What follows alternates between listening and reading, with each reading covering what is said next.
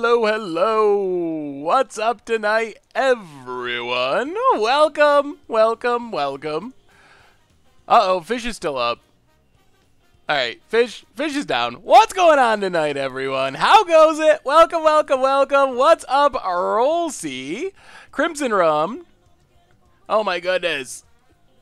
Go away, emotes. Oh no, disaster. We have a new subscriber. Hang on. Alright, welcome. What's up, Pretty Pangolin? UHD Twitch, Noxytail, Jay Zoller, of course. Bibbo the First, Ramanjalamano. Welcome to the Fishbowl. Thank you for your subscription. Big Scoops cheer for our new subscriber. And also, IR Dreaded, welcome you to the Fishbowl as well. Thank you for your subscription. Big scoops here for both of our new subscribers. Thank you, thank you, thank you, thank you. What's up, Matheclips, the SHI1B, Cowl, Apex Predator, Donovan Bain, Shoke Players. What's going on tonight, everyone? Galactorus, Steel Wolf, 10 months in a row. That might be the first 10-monther I've seen. And also, Nichabod, 27 for the first time. Welcome you both to the Fishbowl. Thank you for your subscription. Big scoops cheer for our new subscriber. What's going on, everyone? Yeah, the inventions is pretty sweet. In all honesty, I think I bought the cryptic commands. I traded in my old ones for the masterpieces. But every other one, we've just opened in random treasure chests. So eventually, ever so slowly, we're just going to build a collection of masterpieces from treasure chests. What's going on tonight, everyone? After seeing Budget Magic today, I played for a while on X-Mage. It's amazing. Thank you, Seswell. Thank you, William. I'm glad you like it. Yeah, the Panharmonicon deck, super fun. 10 months in a row, and Jay Zoller is back. Jay Zoller also spent his weekend making a Momir bot, which is going to be super awesome and helpful for our Momir game. So thanks for that, Jay Zoller. And welcome back to the Fishbowl. Also, Drakenstein, welcome you as well. Big scoops here for our new subscribers. Ah, yes. They're not... it counts all the additions of the card, so there's not actually 10 spell pierces, unfortunately. That would be pretty sweet if we had 10 of them. Stu, I think you should try refreshing, hopefully, and it'll pop up. So what's up tonight, everyone? So we have, tonight, a super sweet deck I'm really excited for. Your Uncle Sam, 9 months in a row. Yeah, you are a month behind somehow, but 9 months is still pretty impressive. Welcome back to the Fishbowl. Thank you for your subscription. And Mental Spaz, so many subs to start off tonight. Thank you so much, everyone. Welcome you to the Fishbowl as well. Big scoops here for both of you. So tonight, we're heading to Standard. We also have another sub, TR Zivik. Welcome to the Fishbowl. Thank you for your subscription. Big scoops here for our new subscriber. So we got a sweet deck for tonight. We're playing some GIF Reanimator, God-Pharaoh Gift Reanimator, and this deck is pretty spicy. It's a Zach Elsick deck, who is a pretty sweet brewer. He was kind of known for popularizing Lantern Control, but he was brewed a bunch of decks. He was a big influence on our Seance Against the Odds deck, because he had been working on Seance for a while, so he gave me some ideas for that. So I'm excited for this. It's going to be super sweet. The screen is a little behind the deck list and the chat. Yeah, that'll get fixed once we go to actually playing. Then it'll make a bit more sense there. Oxanaut, welcome to the Fishbowl. Thank you for your subscription. Big scoops here for our new subscriber. So, what's up tonight, everyone? So, tonight we're playing some Reanimator in Standard. First, we got a couple of reminders. So, first off, a different reminder. On Thursday, there will not be a stream. Thursday is, because of crazy time zone things, oh my god, this weekend is going to be insane. So Pro Tour Hour of Devastation will be starting. Fearless Joe, 9 months in a row, also a month behind, but thank you so much for your subscription. Big scoops here for our new subscriber, or resubscriber. Let me see, Jonathan, your, Mardu Reanimator. Spicy. I like it. I have seen some decks similar to this on Magic Online, and they seem pretty interesting and fairly powerful. Not sure about Razaketh. I guess you have the Ever Afters. I don't know if it's necessary to play Razaketh. It might be better just to focus on the artifacts. What I've seen some decks doing is using Madcap Experiment along with a bunch of the Gearhulks as kind of like a weird reanimation spell, so you can get Gearhulks from your deck and then reanimate them. But it looks really fun. I like it. So first off, no stream Thursday because the Pro Tour will be happening. It's starting 8 p.m. Thursday night in my time zone, so hooray, get to stay up like I'm working third shift all weekend to watch the Pro Tour. Should be fun, but it's going to be super exciting, so no stream on Thursday because of the Pro Tour. Don't like to stream up against the Pro Tour. Don't really care about lesser events, but Pro Tour is a big one, plus we do a lot of stuff on the site, so I'm going to be doing all the articles and deck list stuff, so I'm going to be super busy with the Pro Tour stuff. So no stream Thursday. So after tonight, we'll pick it back up on next Tuesday, so a week from tonight. Otherwise, do you think the price of this deck will continue to climb, or should I just wait to buy the deck? I don't know if it can go up a whole lot more. It's got a lot of just janky commons and uncommons. Angel's already kind of spiked. I don't think God-Pharaoh's Gift can be that expensive, so I don't think there's any really big rush to buy in right now. Yeah, 2 a.m. is way worse than my time zone, so I sympathize. Wodworks? Welcome to the Fishbowl. Thank you for your subscription. Big scoops cheer for our new subscriber. We also have our normal reminders, so YouTube channel, if you happen to miss it, Budget Magic, Panharmonicon, GG Panharmonicon, not just a snarky good game reference, came out last night. Deck is super, super sweet. Panharmonicon's just one of my favorite cards, so if you missed that, check that out. Also, Against the Odds coming up tomorrow, featuring a card people have been asking for a while, Torment of Hailfire. We're doing Torment of Hailfire Against the Odds, so that should be pretty interesting as well. Oh man, Torment of Hailfire, I don't know if it's good, but I can tell you it leads to some super awesome moments. Some crazy things happen in the world of Torment of Hailfire, so that's coming out tomorrow night for Against the Odds. Of course, the replay YouTube, if you're looking to catch up on old streams, you missed part of this stream and want to fill in the gaps, make sure to check that out as well. Shulk Players, 2 months in a row, and T-Just for the 10th month in a row. Have you seen Junscape Shift? Oh, I know you hate dying to Valakut. The Black Splash seems sweet for discard removal. I have not noticed that, but it does sound sweet. Welcome you both to the Fishbowl. Thank you for your subscription. Big scoops cheer for our new subscriber. All right, Carl Ketzer, I will get to your deck in just a minute. I pulled it up, so remind me in a second, and I will look at it. Also, last but not least, the merch page. If you want to support the stream and the site and all that stuff, pick up a t-shirt or a playmat or something. Of course, also donations available, so if you want to donate to the Seth Vacation Fund, or I don't know, that's the money that goes right to me. So if you feel like donating, feel free, $2 or more, and you'll get your message read by me on stream, but obviously not required. I'm just happy y'all are hanging out. It's always a blast. So yeah, let's talk about this deck. Then I know a couple people submitted decks they wanted me to look at. I will get to them, I promise, but let's talk about Gift Reanimator so we can get started in our stream. And then we'll go from there. All right, well, this will be our lucky Cataclysmic. I only have one Masterpiece, but I mean, I guess you got to play the Masterpiece if you got it. So hopefully we win a game because of lucky Cataclysmic. All right, so this deck, as I said, this is a deck that was originally from Zach Elsick, probably best known for Lantern Control, but very good brewer. So the idea of this deck, and it looks super janky on paper. Like, if you just look at this deck, Minister of Inquiries, really? Mausoleum Wanderer, Thraben Inspector, what's going on in this deck? But basically, the plan is, with a combination of milling ourselves with Minister of Inquiries, milling ourselves with Strategic Planning, filling our graveyard with Champion of Wits over the first few turns. The idea is we're going to get a God-Pharaoh's Gift in the graveyard, and God-Pharaoh's Gift is super powerful. So God-Pharaoh's Gift, we basically get a token copy of a creature in our graveyard for free at the beginning of combat every turn. It has haste. It's a 4/4. It's just so good. But the idea is we're going to get that in the graveyard, hopefully by turn 4. And as we're cycling through our deck, then we just refurbish it.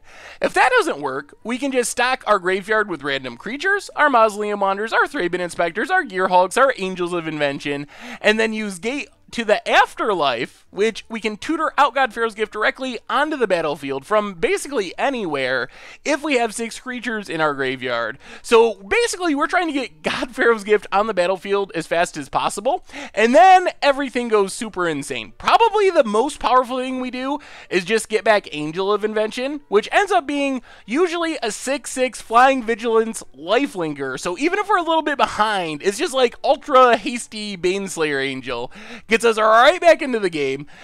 Also, Cataclysmic Gearhulk and our lucky one is kind of our Wrath and so forth. So we have those as kind of our big finishers. But even just like Mausoleum Wanderer, we can sack it so it's in our graveyard, get it back as a 4/4, and then it's a 4/4 that we can sacrifice so it counters a instant or sorcery unless our opponent pays 4, so it locks out Wrath, Hour of Devastation, removal on our God-Pharaoh's Gift. So there's a lot of just weird, sneaky synergies going on, but that's the plan. Get a God-Pharaoh's Gift on the battlefield as quickly as possible, as often as possible, and then hopefully use that to win the game is the main plan. Flume Disbloom, 2 months in a row, says, thanks for the great content. Proud to be a subscriber. Well, thank you so much for the subscription. Big scoop cheer for you as well. So, as far as the sideboard, we get a bit of spice. I mean, Linvala for aggro, Dispel to deal with Abrades, Declaration in Stone for a bit of removal, the Exiles to deal with gods, recursive zombies, and so forth. Fragmentize, Crook of Condemnation for the mirror, also can be good against blue-white monument decks where they have Dust to Dawn. But the sweetest one is Void Winnower, and I have to say, I actually played a few games with this deck earlier, and I actually won a game against Control where they just countered everything. I thought we were not going to win, and we just hard cast a Void Winnower, and they scooped with like a handful of negates that they couldn't use anymore. So Void Winnower is like our super secret sideboard tech. Although it's not a secret, I think it's fairly well known, but it's super spicy sideboard tech. So this is what we got going today. Blue-White Gifts Reanimator, and I'm excited for it. It looks janky, but I think it's actually pretty powerful. Ooh, let me see your version there, Horlaman. All right, so we're gonna jump into, let's do a, we get more chests if we do good in a competitive league. Probably going to play mono red a million times in either league. Well, we'll do a friendly. We usually do friendlies. We'll do a friendly. Gitrog lands. Oh, this is the updated desert deck. That looks like the desert deck we played for Against the Odds, but with a little bit better mana and not quite as many deserts. It looks sweet though. I like it. Undergrowth Champion is a spicy addition in the 3-drop slot. And the blue-red air deck, ooh, it's like blue-red Flyers. That could work. I remember a long time ago we played a blue-red Flyers deck, I believe, for Budget Magic, like years ago. And it can be pretty powerful. Also super cheap, so sweet. Anyway, oh, let me see this other... Alright, so God-Pharaoh's Gift has some... Wharf Infiltrator, that's a cool addition. Insolent Neonate. All right, so this is kind of like a Jeskai build. Interesting. Anyway, let's go for it. Let's get into this league. See what happens. Gift Reanimator. Yep. And we're off.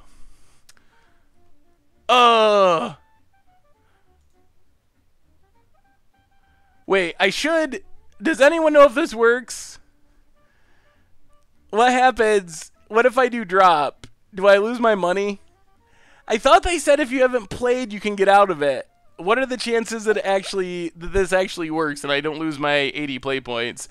Harmonious Guy, welcome to the Fishbowl. Thank you for your subscription. Big scoops cheer for our new subscriber. I thought it said you can do it back if you haven't played a game. We're gonna try it. Oh, come on. Fingers crossed, fingers crossed. Whew! Alright, we got our money back. So apparently we're missing a sideboard card. Is it Dust On? It's got to be a split card, because that's the only thing that doesn't import. Oh, okay. There we go. Dust On in the sideboard. Whew! Alright, we're good. We're good. Back to our league. This time with a 15-card sideboard. Should work in our favor. Did I miss a subscription? I think I got it. Harmonious Guy. If I missed you, welcome you to the Fishbowl. Thank you for your subscription. All right, Gifts Reanimator back in. Did not lose any play points. Now we can start our league. Whew, that was close. That was a close one. We almost did the whole 14-card sideboard plan. Yeah, I mean, yeah, there is a Fraying Sanity deck. I'm trying to figure out next week's Budget Magic deck, and I've had a hard time with it so far. Eslan, welcome to the Fishbowl. Thank you for your subscription. Big scoops cheer for our new subscriber. If you change Dust Dawn to Dust Dawn in your deck list, it imports it. Oh, good to know, Snow. Well, I'll have to get that updated somehow so it just automatically does it. All right, we will definitely play first, and oh boy. Well, this hand is janky, but I think it's good janky. So we have some self-milling. We have Champion of Wits to mill our God-Pharaoh's, or to discard our God-Pharaoh's gift. So all we really got to find is a refurbish, and we are off to the races. Budget Tron? That sounds cool, Monkey Lord. I ran Fraying Sanity with white for Dust Dawn for Delirium. Yeah, I don't know what the best color pair is for it either. Let's just Port Town, Prairie Stream, and we will lead on... let's lead on Thraben Inspector. Highest upside if we draw an untapped land. So Thraben Inspector, pass the turn. What do you think of green, black, red, -1/-1 counters with Hapatra, Nest of Scarabs, Amethyst Turtle, and the Scorpion God? So it's actually working on a Hapatra deck today. That was one of the decks that's on my list that I've been trying to get to make work. So oh man, it's fun, and it can do some really powerful things. Not sure how super competitive it is, though. I've seen a bug on the site recently where A at the end of some names in a lot of meta decks. Yeah, I have seen that too. I don't know if that's a bug or if people have been doing that on purpose. One thing a lot of people don't know about Goldfish site. Alright, I think we just have to sack a clue to try to find a land. Please, deck? Please? Okay, there's a plane. So we're getting close. Let's get in with Thraben Inspector. So theoretically, next turn, Champion of Wits, discard God-Pharaoh's gift, the following turn, refurbish, and win the game. Sounds like a plan. But you can actually vote on the deck name. So I don't know if people have been voting to add that weird A to the end of decks or if it's an actual bug. Do you have people help you come up with ideas for Budget Magic against the odds, or is it mostly just stuff you find looking around? Most of them are I just sit down and build, honestly. Some of them, like, there's archetypes. When you play 2-tick red, there's been a lot of mono red decks before, so it's not like I created the idea of a mono red aggro deck or anything. It's a pretty, like, old archetype in Magic. Alright, come on, Champion of Wits. Hit us a land. Preferably an untapped blue source. You can do it. You can do it, champion. Yes, we'll draw. Oh, deck! Okay, discard our God-Pharaoh gift. Pass the turn. Well, we could draw a land. Yeah, we'll start milling ourselves here. Oh, yeah, I will. Let me fix that so we're in streaming mode. Opponent has a Chandra. Oh, man, if we draw a land, I think we just win, though. It's so good. Opponent has Chandra. I think that mono red will be at the Pro Tour. I really do. I think it's pretty good. Takes up for mana. Cuts our Champion of Wits. Okay. Oh, man. Come on, land. I mean, worst case, we can get a land the hard way. I know we're going to mill 2 lands at least. Yep. Come on, land. Oh, Mausoleum Wanderer. So we need a strategic planning for a land.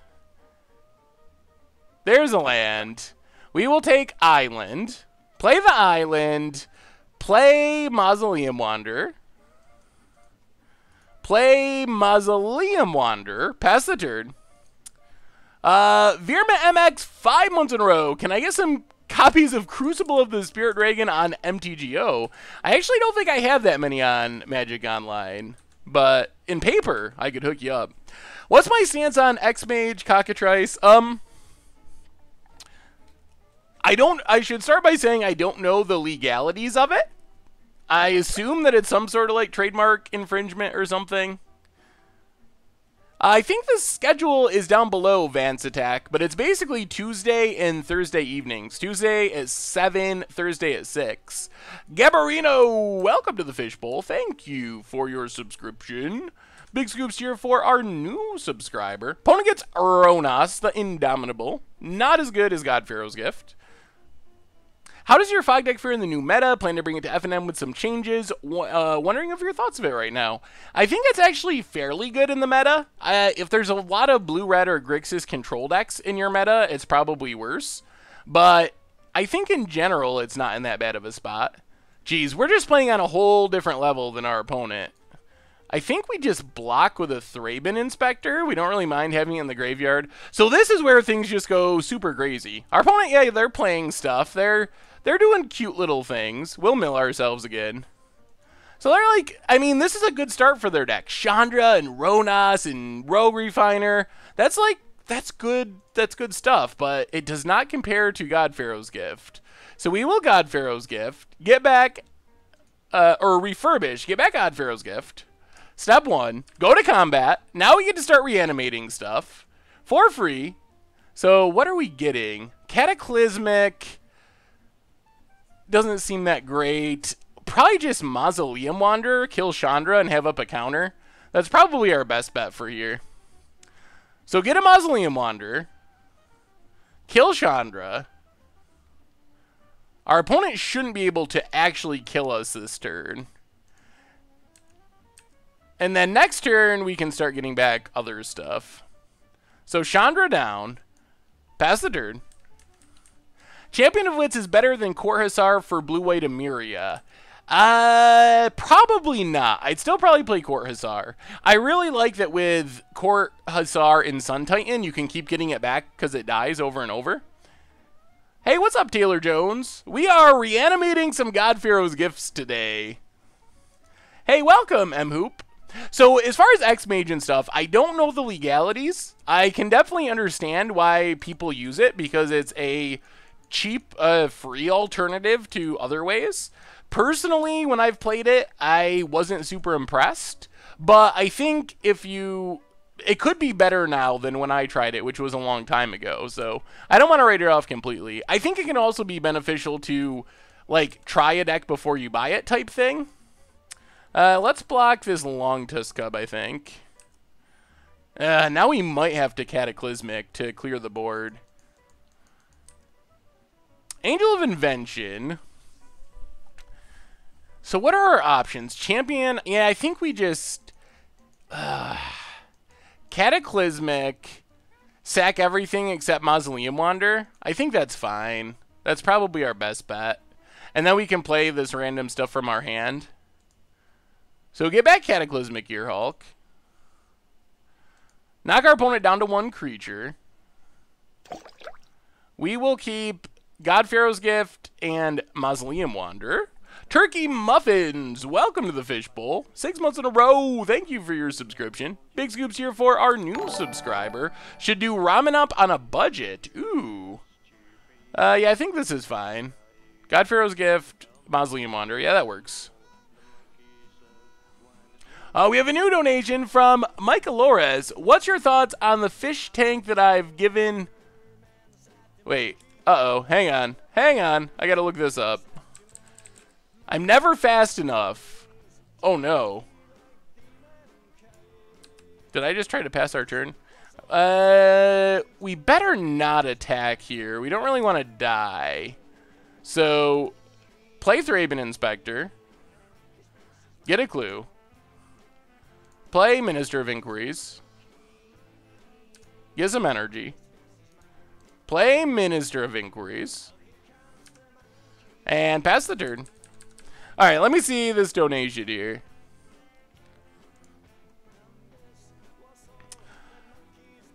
So, donation $2 from Mike Litteris.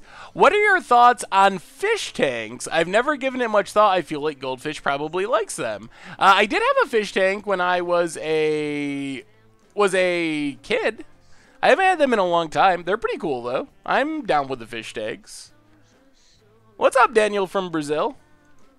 Yeah, Mausoleum Wanderer is super sweet. Also good at keeping us alive. Did you see the Teferi Mill deck from Modern I emailed you. No review or promise play necessary. Just figured you'd find it funny. Yeah, I did see it, and it seemed pretty funny. So here's a lot to say. I built Tezzeret in Standard, and I love it. Any Hour suggestions for it? Hour wasn't very good for artifact-based decks, so maybe there's some utility cards I'm not thinking of at the moment, but not really. So we'll just block here so we don't take damage. Well, Winston Vita, welcome to the Fishbowl. Thank you for your subscription. Big scoops here for our new subscriber. Oh, another refurbish. Oh, goodness. Goodness. We got another God-Pharaoh's gift. All right. Yeah, let's mill ourselves. See if we can hit an Angel of Invention, I think, is our best hit. Let's mill ourselves. Ugh. Nothing? All right. Well, let's play another God-Pharaoh's gift, or reanimate another God-Pharaoh's gift.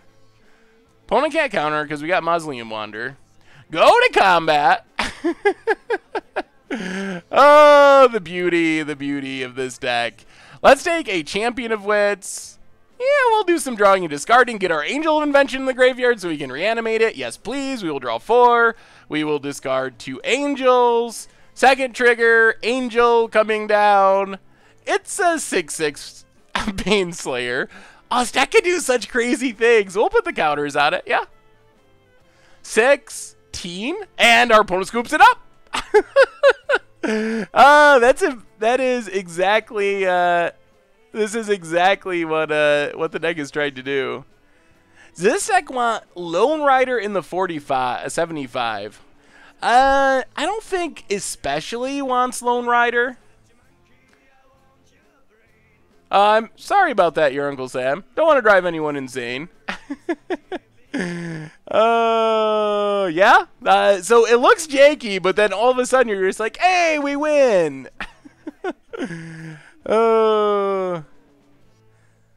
What's up with Sparuna? All right, sideboarding with this deck against Teamer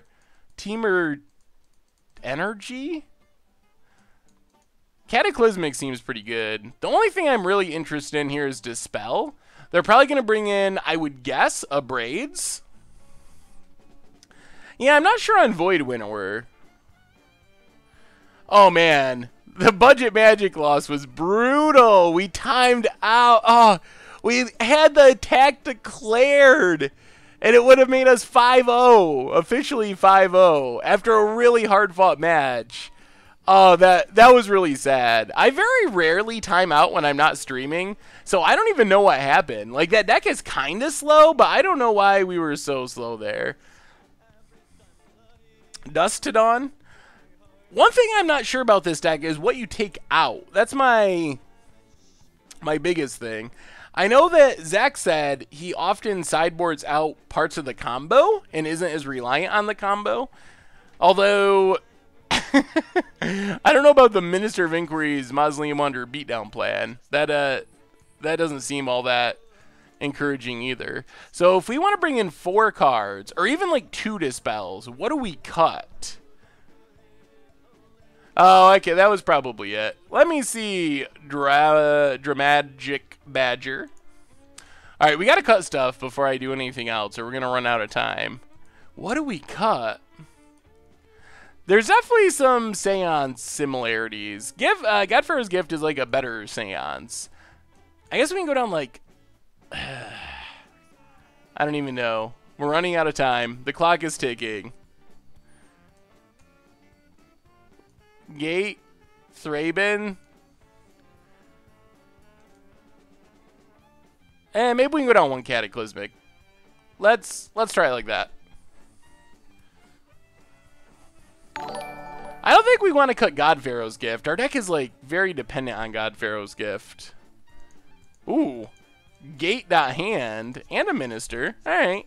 We have a new donation. Autumn Shank, $3. Thank you, Seth, for all you do. I used to drop Magic every few months, but you keep me interested in it straight. Well, Autumn Shank, thank you so much for the donation, and I'm glad you're sticking around for Magic this time. Do you think this deck is going to be good at the Pro Tour? I think it could be. I think it has potential to be good at the Pro Tour. I think the question is how prepared the pros are for it. Like, if they're really on top of this deck and siding a lot of graveyard hate and stuff, then it's going to be a little bit harder. But I expect it'll see play. Where is Free Win Red at? We played Free Win Red or Free Win Scred last stream, actually.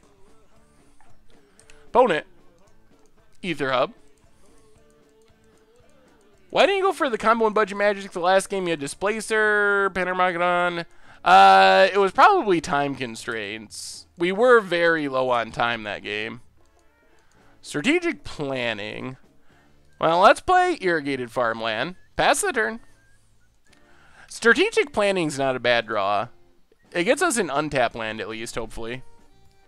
Yes, we'll have to play pure Free Win Red at some point. I want to. I really enjoy... For some reason, I always do well when I play Free Win Red. I don't really know the reason, but I do better with that deck than just about any other deck. Opponent gets in with the Cub. Probably going to pump. No pump? There's the pump. Hits us for 3. Well, let's just mill ourselves. Hopefully hit some creatures. 2 lands Cataclysmic. Okay. We wouldn't mind just drawing an untapped land.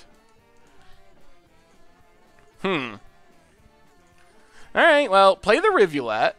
Play our Gate to the Afterlife. Pass the turn. It's called Free Win Red because it's like a red deck, and you get free wins when you Blood Moon people on turn 1 and Ensnaring Bridge them. It does make people scoop really early a lot. It's basically just build around a whole bunch of cards that if you can slam them fast enough, you kind of just get a free win because your opponent concedes the game. I think you know just how to pilot it so well. You almost never make... Yeah. Release the Gremlins. Boo. I definitely have played that deck more than most decks. So that probably is why I play it better than most decks. Ekaz, welcome to the Fishbowl. Thank you for your subscription. Big scoops cheer for our new subscriber. Best shell for Ronas. I am not 100% sure.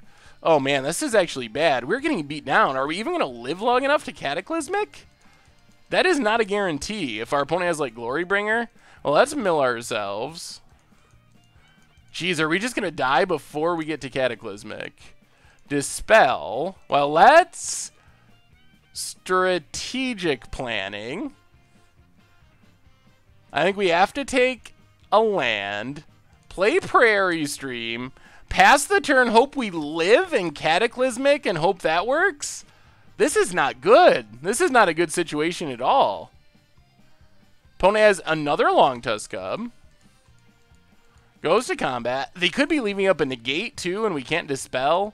Alright, let's block Long Tusk Cub. Oh boy. When will you play Nevermore's on stream? It seems perfect since chat can pick the card name. Oh, that's a really good idea. That could be fun. Well, maybe we'll have to do a Nevermore stream at some point. Well, we gotta have Cataclysmic Resolve. Play Rivulet. This is the moment of truth. Cataclysmic Gearhulk. Coming down.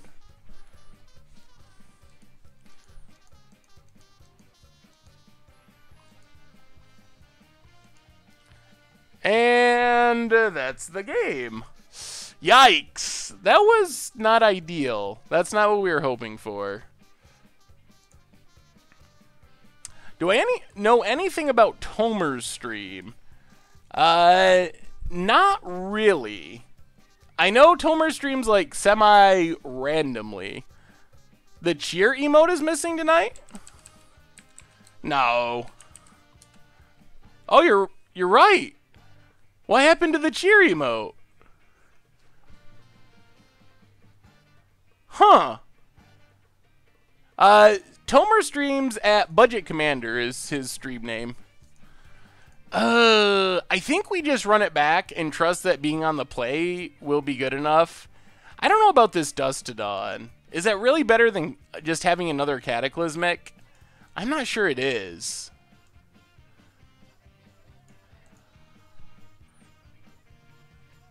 Oh, I see.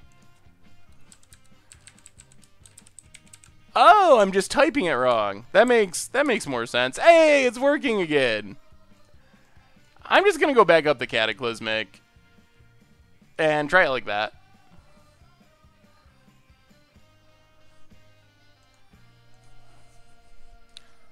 Alright, we get to play first. Alright. I mean, this is the potential nut draw. If our opponent doesn't have counters, we really want this Champion of Wits to resolve.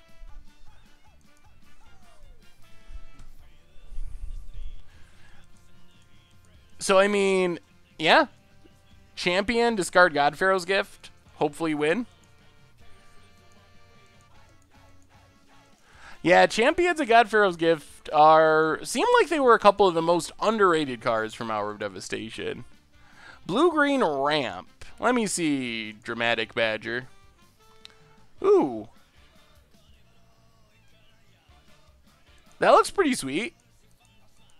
I like it. It looks like a fun, budget-friendly deck. Alright, Island, go.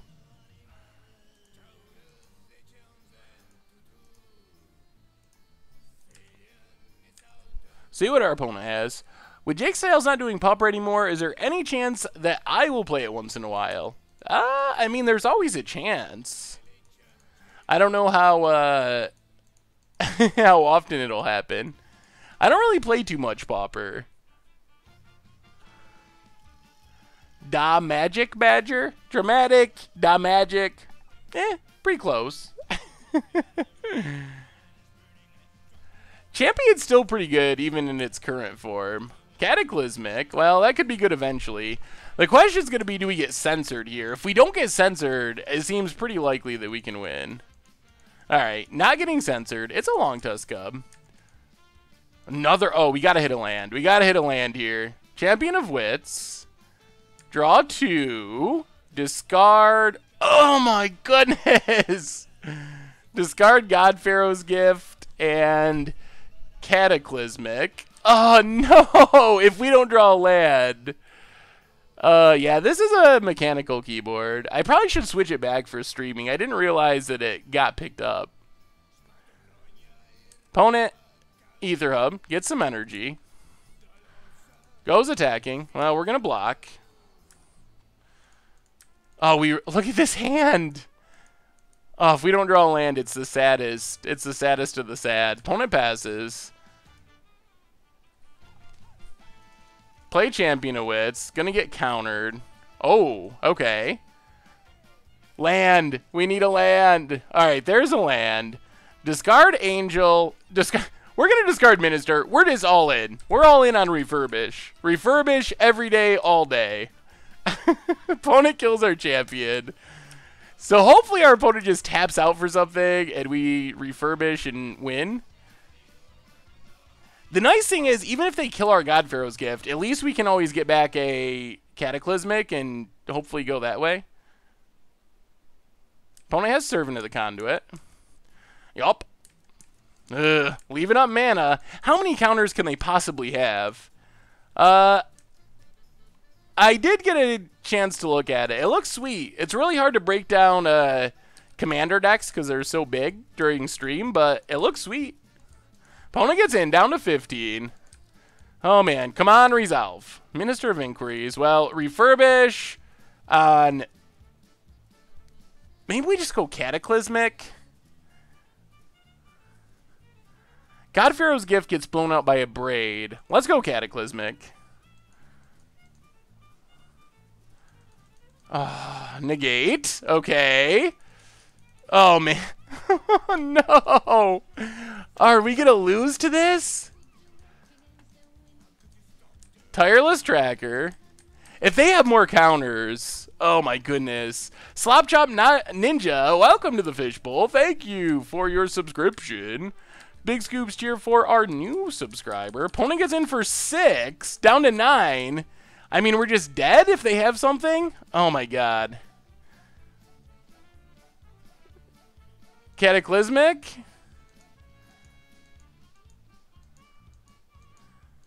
Alright, Cataclysmic comes back. So now we're at least not just dead.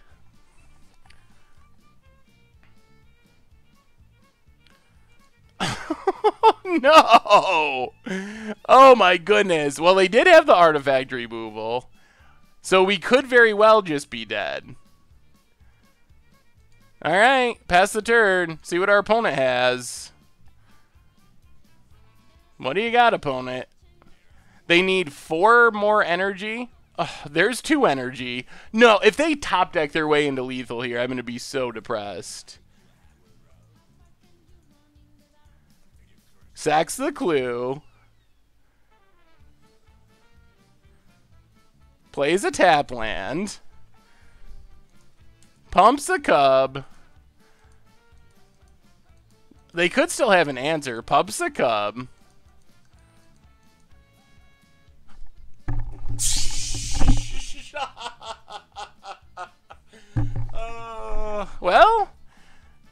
Yeah. Good running. And that does it. Jeez. Well, that was pretty disappointing. Things went super bad for us and super good for our opponent. So, off to the 0-1 start. Oh, deck. Alright, so on to round 2. That was unfortunate. Starfox Steven, welcome to the Fishbowl. Thank you for your subscription. Big scoops cheer for our new subscriber. I mean, we would have never been able to cast the Cataclysmic and Angel. We never got to 5th land, so we wouldn't have been able to cast the cards we would have kept over the gift. So I think it was the correct play. It's just unfortunate how that worked out. I think our opponent just had, I mean, basically their ideal hand. They had their best 2-drop. They had a negate. They had an artifact destruction spell. And they top-decked enough energy to win before the turn we would have gained a ton of life. So, I mean, it just happens. People, Magic, you draw cards off the top of your deck, and sometimes it goes good. I'm not sure the Ace of Spades. What was your suggestion? Was it Zubera Tribal? If it was Zubera's or something, then yes. It's always hard when people ask me in chat because your Twitch name isn't necessarily connected to your email, so I don't necessarily know it's the same person. Coker MDG, 8 months in a row. Welcome back to the Fishbowl. Thank you for your subscription. Big scoops here for our new subscriber. I think that's a little bit of exaggeration, K. Pelder. I think it actually has a good matchup against a lot of decks. Saying it has a bad matchup against most popular decks, I don't think that's a realistic assessment. Yeah, I did see that, the Ace of Spades. I'm sure we'll get to Zubera eventually for Against the Odds. Mausoleum Wander, pass the turn.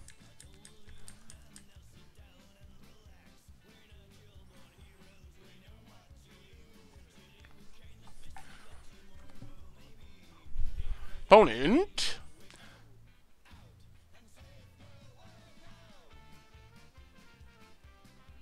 I've been running 4-1 with Fraying Sanity, eating up GPG decks, running right around now. Any thoughts of playing that in the future? I think it's possible we'll do a Fraying Sanity deck for Budget Magic or something. The problem is it's basically the same as opponent has Alpha Spirit. I think it'll be very similar to the Bounce and Mill deck we played. So that's the thing, like, that's one of the things I'm trying to figure out with this set in general is, like, how much is it okay to just kind of play the same thing over again? Because it feels like a lot of the good cards from Our Devastation don't really, like, create their own archetypes. Instead, they just, like, slot into existing decks. So I think if we played Fraying Sanity in Standard, it would basically be, like, maybe 8 cards off of the Bounce and Mill deck. Ulidvov00, welcome to the Fishbowl. Thank you for your subscription. Big scoops here for our new subscriber. It's definitely possible that we do a Modern Miracles deck. I don't know about that exact build. I mean, it lost to our Mardu Pack deck. And our Mardu Pack deck didn't do that well. But I think that Modern Miracles is a cool idea. And the new Scry 3 card definitely helps. Opponent. Passes.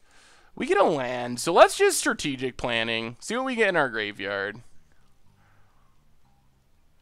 Hopefully a gift. Well, I guess we just take Thraben Inspector. I think is fine, or do we just want to land? Maybe we just gotta take the land. Yeah, we'll take Rivulet. Play Prairie Stream. And pass the turn. I mean, worst case, we just cast Cataclysmic. Yeah, I'm sure that we'll play Fraying Sanity at some point. It's one of the budget Magic decks I've been fooling around with. I'm just trying to figure out a way to make it good and also somewhat different than the original mill deck. Hey, it's going well, Weber. How are you tonight? Mono Red looks good, though. I think my Earthshaker spec is going to pay off. Yeah, I think it is Tracy King. Mono Red is looking very strong. I definitely expect... I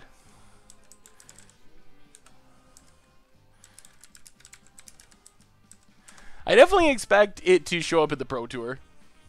Yeah, Cataclysmic seems very good against the Monument decks.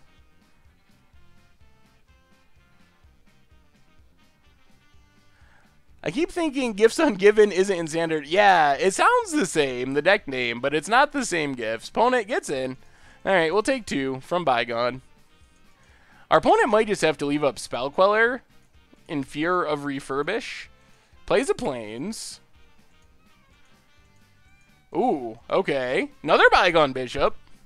Well, this is our chance. If we can mill a gifts, we get things started. Opponent's going super wide. Thraben Inspector. All right, let's mill ourselves. Come on, God-Pharaoh's Gift. No. Well, we get another spin at it with our Minister. Opponent gets some clues. This is Zach's... I think this is Zach's list. It also won a PTQ a couple days ago. Alright. Champion of Wits. Well, let's mill ourselves. Come on, God-Pharaoh's Gift. What type? Maybe? Alright, so... let's Champion of Wits. Keep digging.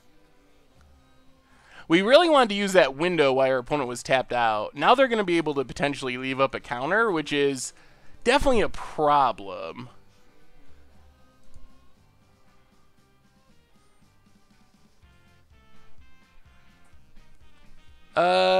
Gateway. I don't know. I hadn't really thought about that. It just sort of happened. It wasn't something I really thought out a lot. We'll just discard, I think, 2 lands here. Play farmland. Pass the turn. Well, worst case next turn, we can try to Gear Hulk. Oh, we just haven't found any of our artifacts. A guy had a mono blue Fraying Sanity list at my FNM, and it was pretty sweet. Yeah, I think there can be a pretty sweet build of it. They have Spell Queller, and they often have 2 Metallic Rebukes in the main. For at least the list I've seen, unless something has changed. But those are, it seems like that's been pretty standard. Opponent gets in, we'll take it. How can I put Twitch in second plane on Android? I have no idea. 5 again, welcome to the Fishbowl. Thank you for your subscription. Big scoops here for our new subscriber. Oh, come on. No counter, no counter. Well, I guess this is probably fine either way, because we get to Cataclysmic, and if our opponent has a counter, they can't Spell Queller it. And if our opponent has a counter, then we just get to refurbish it next turn, and we shouldn't be dead yet. Cataclysmic Gear Hulk. Oh, man, that's a blowout. That's a blowout.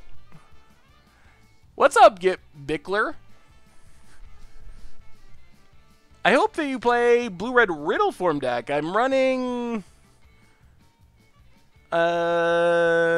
running something similar in the paper world. Excited to see how it does. Yeah, it sounds pretty sweet. I think I saw the blue-black cycling deck on Magic Online. Opponent draws a card. It looked pretty interesting. It looked like a standard version of like, oh my goodness, they drew it. Okay. There's the Metallic Rebukes we were afraid of. Because of that, and then we die. Monorain Stompy, welcome to the Fishbowl. Thank you for your subscription. Big scoops cheer for our new subscriber. If we knew 100% that our Wrath would resolve, then I think attacking first would be correct. But since we knew that there was a chance it didn't resolve, then that was a problem.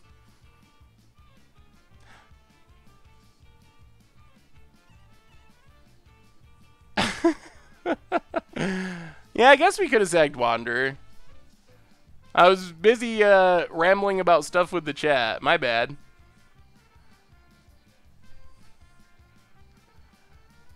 Opponent. We just get to get back our Cataclysmic next turn, hopefully. Opponent gets in 4/4.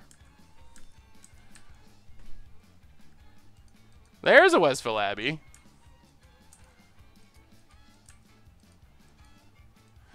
Well, there's a God-Pharaoh's Gift finally, but we can't really cast it.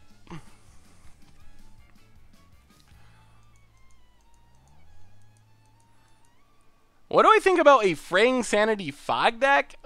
Seems hard to fit all the pieces for that together. Oh dear. Yeah, this is going to go pretty poorly now. So we can try to get back our Cataclysmic, but our opponent can flip Westville Abbey. And then we probably still just lose here to the Westville Abbey. Opponent sacks a clue. Are they just going to draw the perfect card?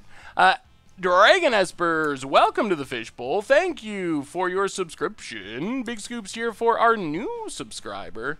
Do you think you should run Graveyard Hate in like every sideboard? Yeah. I mean, I kind of am at this point. Opponent sacks a clue again. Jeez. This is a odd way of going about this. I don't know why our opponent wouldn't just 1, 2, 3, 4, 5. Well, I mean, I guess we punted, but then our opponent punted back, so everything's cool. I don't know why our opponent wouldn't just flip Westville Abbey. Doesn't that seem like the thing to do there? Alright, so I guess we're even now. We didn't counter their spell, so Cataclysmic got countered, but then our opponent didn't flip their Westville Abbey, so I think it evens out in the end. Oh, jeez. I thought we were just automatically dead there. Oh, you think they misclicked to sack... But they sacked the clues. It's hard to imagine it was a misclick, just because of the clues. You can't accidentally sack 2 clues. Maybe. I mean, opponent did earlier play Rebuke into an onboard trick, so they might not be the best player. Well, I mean, then we didn't use that onboard trick, so... They're probably thinking we aren't the best players, so they don't have to flip their Westville Abbey. Yeah,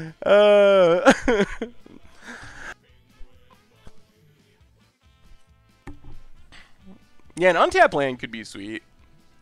Opponent. Man, Cataclysmic was good.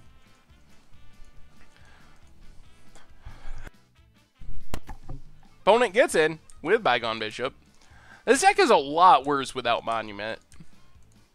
Hey Seth, what are your thoughts on Throne of the God-Pharaoh in modern mono-black vehicles? Especially as a way to be Ensnaring Bridge. I think it could fit in there. Let's go attacking. We'll just get in with Cataclysmic. Hit our opponent. Still a little worried about Spell Quellers.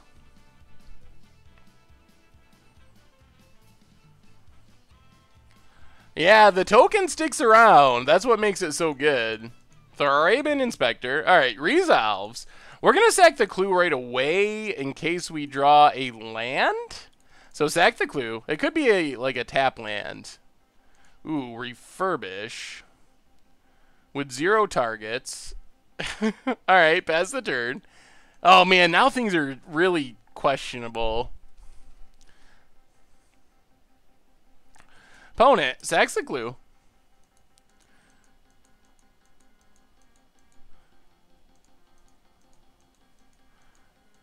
And Yeah, I don't know. It seems like if you had a handful of spell quellers, you counter the Thraben Inspector. Maybe it's Dust Dawns? I don't know. What is in the opponent's hand? Yeah, that's the question. We can mill ourselves with Desert and try to get more refurbish value, or we can try to draw land. It's probably better to try to draw land. Because if we draw land and our God-Pharaoh's gift gets countered, Cloud Blazer.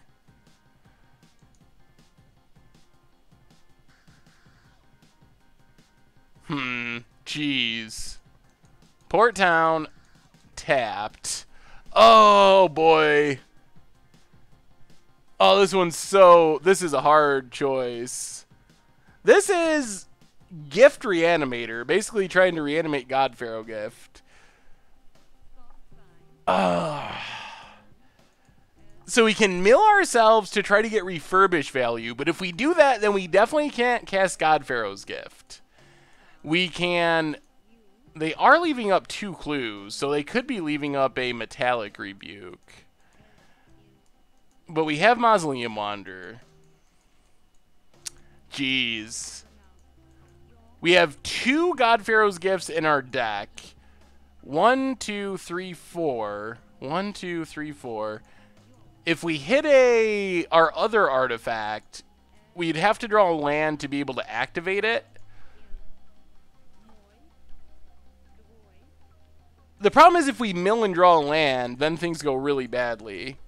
How many lands do we have? 1, 2, 3, 4, 5, 6, 7, 8, 9, 10 out of our deck? Out of like 24? Well, Rebuke won't get us because we have Mausoleum Wanderer. Oh, goodness. We can't Eternalize unless we draw a land. That's the problem. If we don't draw a land, then we can't do anything. But if we sack a land, if we mill ourselves and miss, then we can't do anything that way either. It costs 7 mana to Eternalize Champion of Wits, so we can't do that unless we draw a land. What's up, Necro Sage Mage? Alright.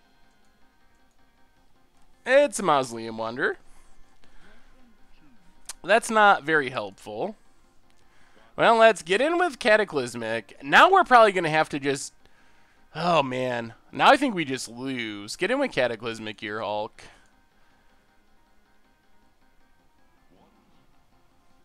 Well, milling Mausoleum Wanderer wouldn't have been all that helpful either. Play a Mausoleum Wanderer.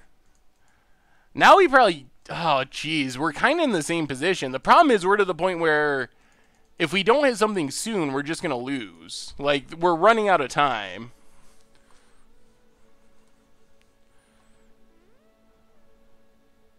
I think our odds of drawing a land are better than our odds of milling one of our 2 God-Pharaoh's gift. That was basically my conclusion. I think it's close. I think the math is very close.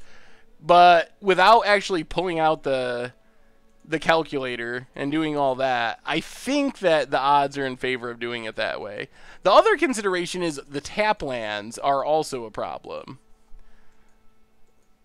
I guess... Oh, jeez. None of this is good. None of this is good.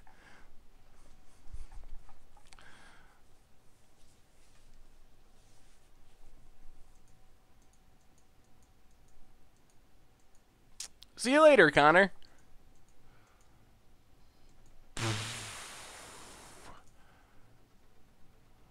Alright, we'll drop to 2.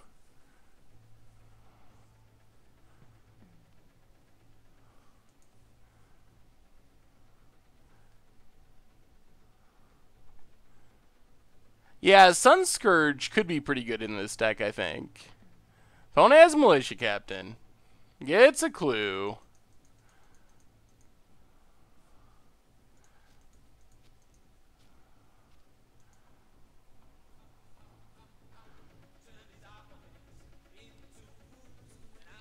I think we gotta mill ourselves. I'm sure we're gonna mill a land now, but... Oh, boy. Yep, sack our Rivulet. Land?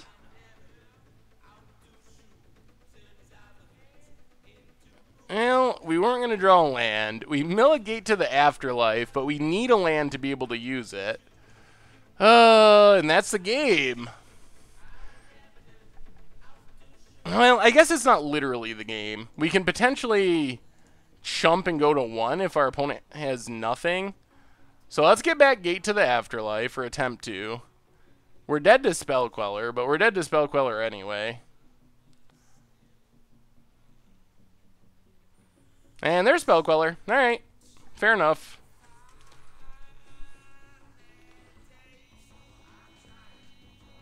This deck definitely seems... does not have as much brute power as the Budget Magic deck, I don't think. The Budget Magic deck is just overloaded with value. This deck is trying to be, like, tricky and cute, and it can definitely win a lot faster. I mean, you definitely can get some good draws where things just go well, and you essentially just win on turn 4, or pretty close to it, by reanimating something huge. But it doesn't have as much just good value stuff. This one, this deck plays a lot of kind of janky stuff. I mean, Gate to the Afterlife, Minister of Inquiries. So it's playing a lot of like synergy cards that aren't especially that good, all based around trying to get the God-Pharaoh's Gift early. I mean, I don't think we can side out Gate. Why would we side out Gate? I mean, I think our problem there is we never actually drew a way to get our stuff on the battlefield. Ravos Rayhan Commander deck. Ooh, I mean, it looks good. It's hard to really break down Commander decks on live stream. Winnower for tokens in Westville Abbey. I mean, Cataclysmic deals with that stuff pretty good.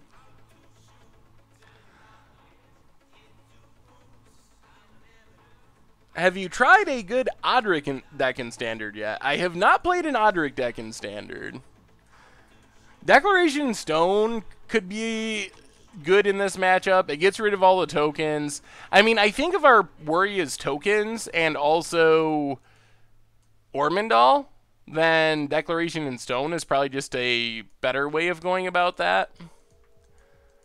Opponent's probably going to bring in more counters, which can be okay. I wouldn't mind a couple Declarations in Stone. And maybe we just have to go down, like, a Mausoleum Wander, and maybe we got to go down, like, 1 Gate. Something like that.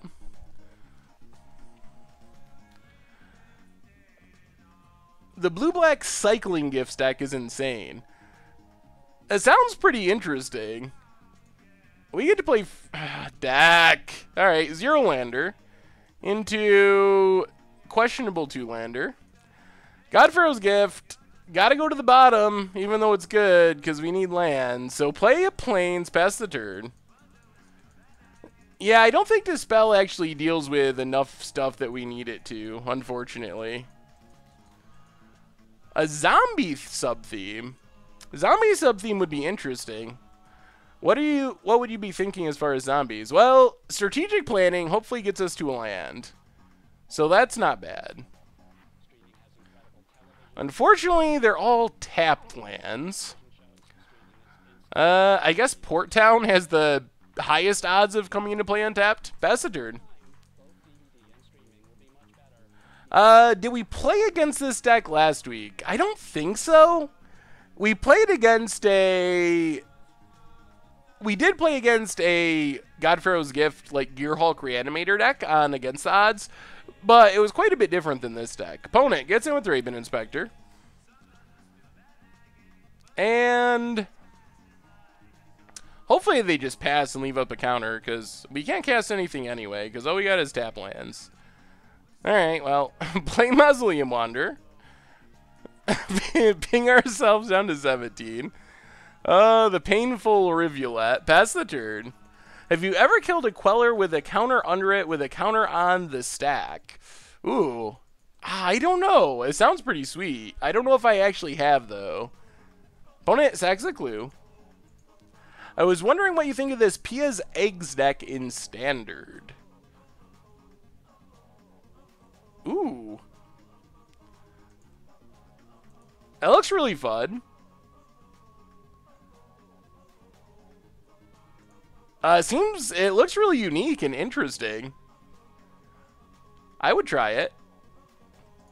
I forgot that Firebrand Archer triggers on any non-creature spell, so that's a nice upside. Opponent, another Thraben Inspector.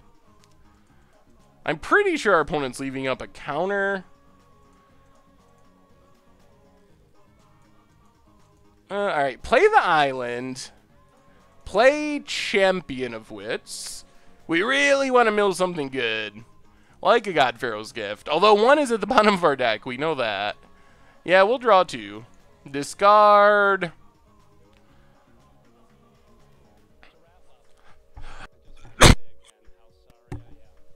What do we discard? I guess, like, Cataclysmic. And...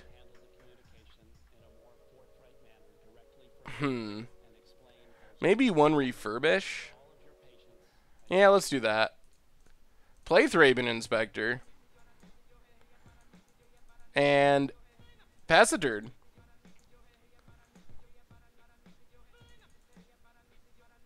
We're only 2 lands away from getting back our Champion of Wits, which would be nice. Next instant deck tech is Blue-White Gifts, Reanimator, and Modern. Huh? I don't think so. I haven't seen I haven't seen this deck in Standard. There is well, I guess there is Gifts Ungiven Reanimator. I'm fine, Tracy King. What's your thought on splashing red for Madcap Experiment? I've seen some Mardu decks that are like that, and it does add another way to get things out. I think you got to really change the deck. You got to play a bunch of Gear Hulks and stuff. The gifts in this deck is God-Pharaoh's Gift. Yeah, the PSA deck did look pretty sweet. Opponent has a Selfless Spirit.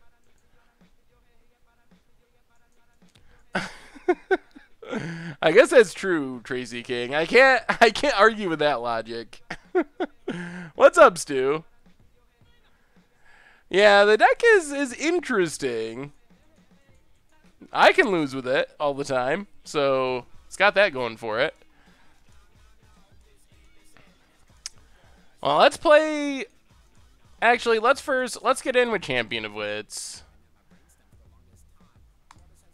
Hit our opponent. Would love for it to just die. That would make me happy. Opponent takes it. Play Minister of Inquiries.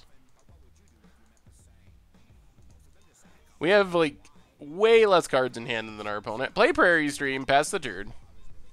What's up, Stu? Oh, well, you're welcome, Gregory. Thanks for hanging out, by the way. What do you got, opponent? Up to land number 5. So, like, the best thing that can happen would be they Cloud Blazer and we somehow get a God-Pharaoh's Gifts on the battlefield. Like, just mill one with Minister. That would make our life complete. And probably just win us this game, honestly. Oh, okay. Yeah, we'll kill your Selfless Spirit with our Mausoleum Wander. That seems like a good deal. You've just missed some losing so far, Elf, so not much. We lost round 1, and we're actually down a game here in round 2, but hopefully things are turning around. We draw, not God-Pharaoh's Gifts. Okay, Plains and Port Town. Well, we're going to go mill ourselves. Come on, God-Pharaoh's Gifts. No.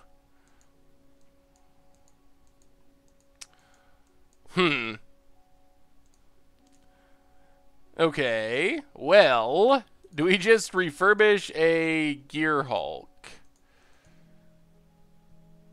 And let's get in with Champion of Wits. There is a way to donate, Fierce. Right down below, there's a link for donating. So we'll get in with Champion of Wits. See what our opponent does. Yeah, I think that's a plan. So refurbish our lucky Cataclysmic. Yep, we will sack we'll keep the Cataclysmic and the Minister, I think, are probably our best bets. We actually need our desert until we get back our Champion of Wits, I think. So opponent will probably keep Cloud Blazer, I assume. Hey, thanks, Reef. I'm glad you like the Panharmonicon deck. Yeah, I thought the Panharmonicon deck was super sweet. I think it's fairly competitive, too. We did a Modern Saheeli deck on stream, but I'm not sure we've ever done videos of it.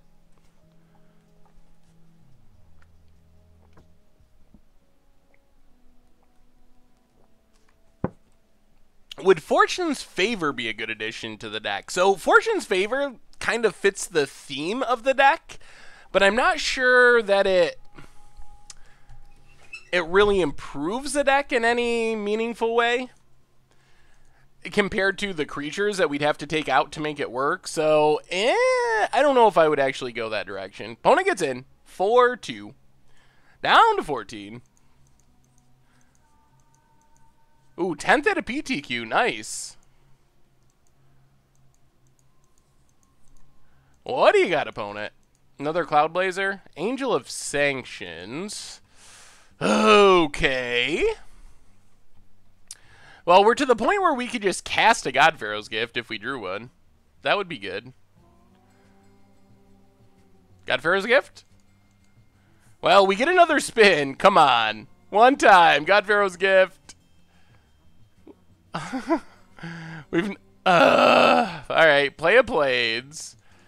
We have not been good at getting God-Pharaoh's Gifts in the graveyard. I will admit that much. Champion of Wits. We have like, what, 7? God-Pharaoh's Gifts? Yeah, we'll draw.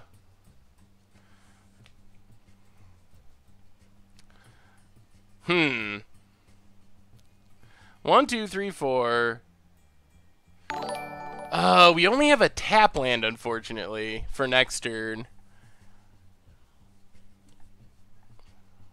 Alright, I think what we gotta do. $10 from Fierce Trice. Keep up the good content. Would love to see a janky 4 or 5 color control deck in Modern. Well, thank you so much for the donation, and I think it would be fun to do a 4 or 5 color control deck in Modern, so I'm down to try that. 1, 2, 3. Alright, so let's discard Port Town and God-Pharaoh's Gift. I think this is fine.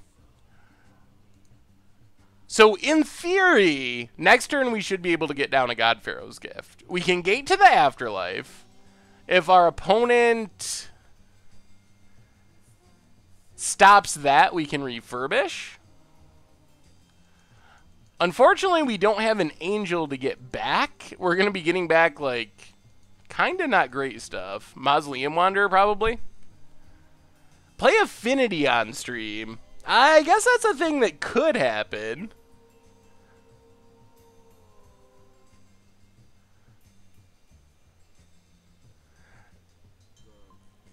Opponent gets in. Down to 9. Yep.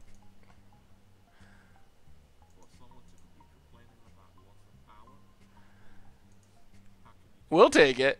Because we gotta.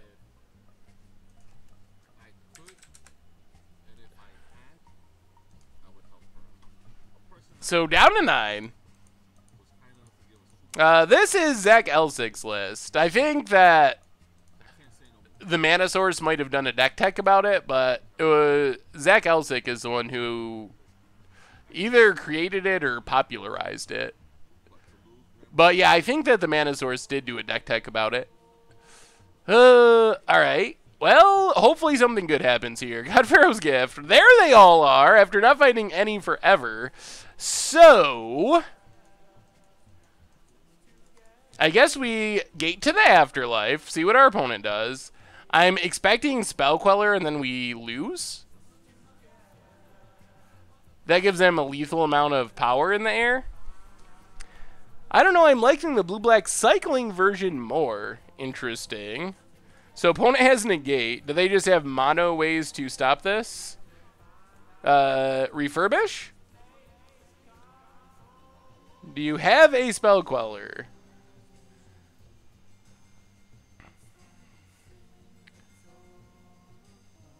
And they do. And that's game. Wow, well, this has not been good. Not good at all. So, 0-2 with this deck, and we just... I don't know. I feel not super great about the deck at the moment. Madcap Gearhulks. Yeah, the Madcap Gearhulk deck looks pretty spicy. I think that's a lot like the one that we ran into on Against the Odds at one point. Somewhat similar to that, at least. It looks like a really fun deck. Whew. Yeah, the 05 Dream is alive.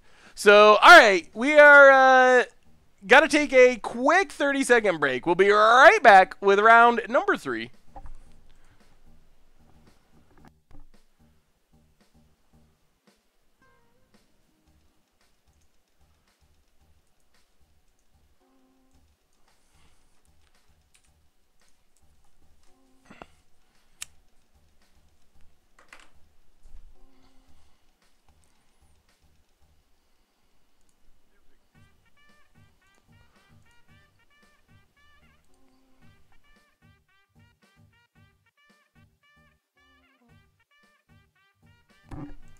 Alright, and we're back, heading into round number 3 with Gifts Reanimator. What do you think about Bant Gifts? What does going green give you? What are you planning on building in the old school Commander Clash? I don't know. It's definitely odd. It's actually kind of hard to build old school. What's up, Diceake? I feel like you want to have a so-so dirtle mechanic that synergizes with Gift, but can function if it doesn't go online. Like Panharmonicon? I feel like the Panharmonicon deck was sort of like my build of something similar to this. It's obviously very different. This is like a more combo build, but... I think old school for the Commander Clash was pre-modern, so anything from, I guess, before 8th edition and before Mirrodin back, and also being on Magic Online.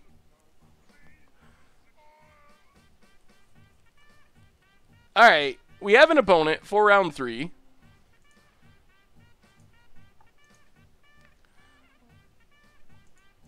Our opponents won a match. Moto pairings are so weird.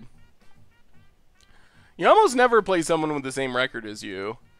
Oh, dear. I will say this deck gives you some really bad hands. Like, what do you do with this hand? Like, sure, we got a mill card we can play on turn 1, but everything that we want to mill is in our hand. We have Gate to Afterlife, but we don't have any creatures. Like, how do you... what do you do with this hand? I have no idea what you're supposed to do with it. I mean, you keep it and hope you draw into a Champion of the Wits to discard the God-Pharaoh's gifts? Snake Charmer, welcome to the Fishbowl. Thank you for your subscription. Big scoops here for our new subscriber. I kind of think I'm supposed to mulligan this hand. I just don't... I can't imagine. It feels like a mull to 5 as it is. So we're going to mulligan. I think this is actually a little bit better. Thraben Inspector.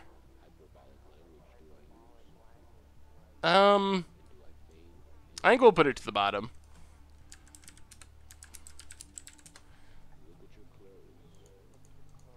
Yeah, but a creature has to die for us to discard. And we only had that one mill creature, so I don't imagine that we'd be doing too much looting with the gate with the first hand. This hand looks a little better. At least we can maybe find a land and sack Mausoleum Wanderers or something to do stuff. Let's lead on Port Town. Pass the turn. I feel like we really could have or should have won the first round. I feel like that was a little unfortunate. The second one didn't feel super close. Yeah, let's play Mausoleum Wander. Port Town, reveal the plains, and Mausoleum Wander. Pass the turn. Yeah, my name is actually Seth. Opponent has a Magma Spray. If we weren't F6ing so much, probably would have just sacked there. Alright, we'll sack this one.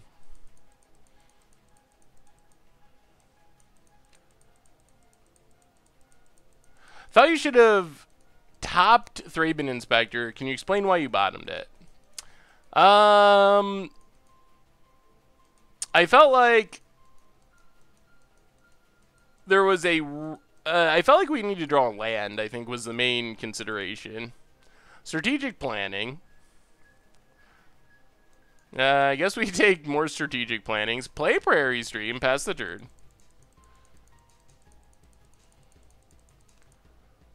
But maybe we should have kept the Thraben Inspector on top. I mean, it's definitely possible that we should have.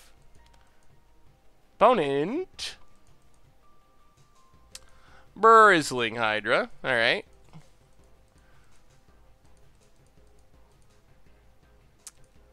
We found a Thraben Inspector anyway. So let's play a Plains. Let's get down our gate to the Afterlife. Play a Thraben Inspector. And pass the turn. Is this why the decks do so poorly on stream? Little things like sacking will make you lose games. It's possible. I think it's definitely true that, I mean, on the stream, my main focus is interacting and talking with the chat. So I know that in general, the play on the stream, because the focus isn't really on playing tight. It's more on interacting and answering questions. And what's up, D Extreme Fighter? So that's kind of like what I've made the focus of the stream. And I know as a result, there's more things like that that happen. Like, in that case, it was pretty simply that I was talking to the chat and just clicking to go to the next turn. And our opponent cast a removal spell while I wasn't even looking at the screen. I was reading and talking to the chat and clicking the go to the next phase button. So I know stuff like that definitely happens more often on the stream than it does without the stream. What's up, the real Erebus? How goes it tonight? Champion of Wits is good. We'll take Champion of Wits. Play the island. Play Champion of Wits. So we might be able to get enough creatures down that next turn we can gate to the Afterlife.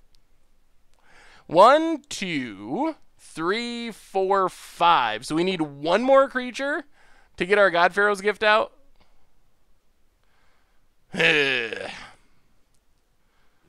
Well, 1, 2, 3, 4, 5. So we're going to discard God-Pharaoh's gift in Plains. Hopefully we can strategic planning find another creature for God-Pharaoh's gift and then win. I like the Panharmonicon list better too. I'd be interested if the refurbished package and the Panharmonicon package work together. Maybe.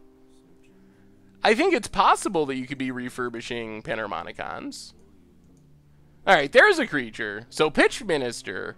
So in theory, we just win next turn. Not literally win, but we get our God-Pharaoh's gift and get a...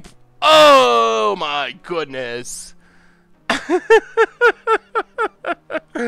Just kidding. We don't win next turn. We don't win at all.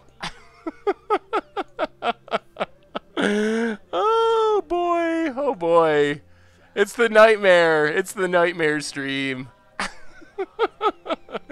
Oh man.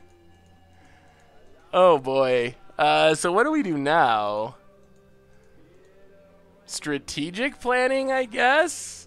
I don't even know. I guess we can champion. Well, let's strategic planning. See what we find. There's a refurbish. So take the refurbish. Unfortunately, we can't cast it. But we can Champion of Wits. Discard Angel and Plains. Alright, so we get another shot at it maybe next turn.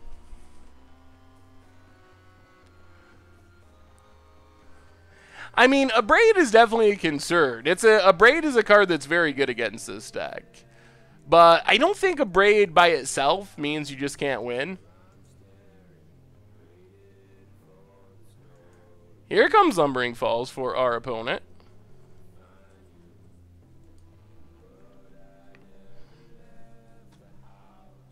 I think we better chump here. Down to 9. Opponent's only got 1 card in hand. Opponent passes. Well, here's our chance. Let's see. 1, 2, 3, 4. Refurbish. God-Pharaoh's Gift. Do they have no Abrade? Okay. Whew. Alright, so we might be winning now. We get to get back our Angel of Invention. Becomes a 6/6. Actually, maybe Servos is better.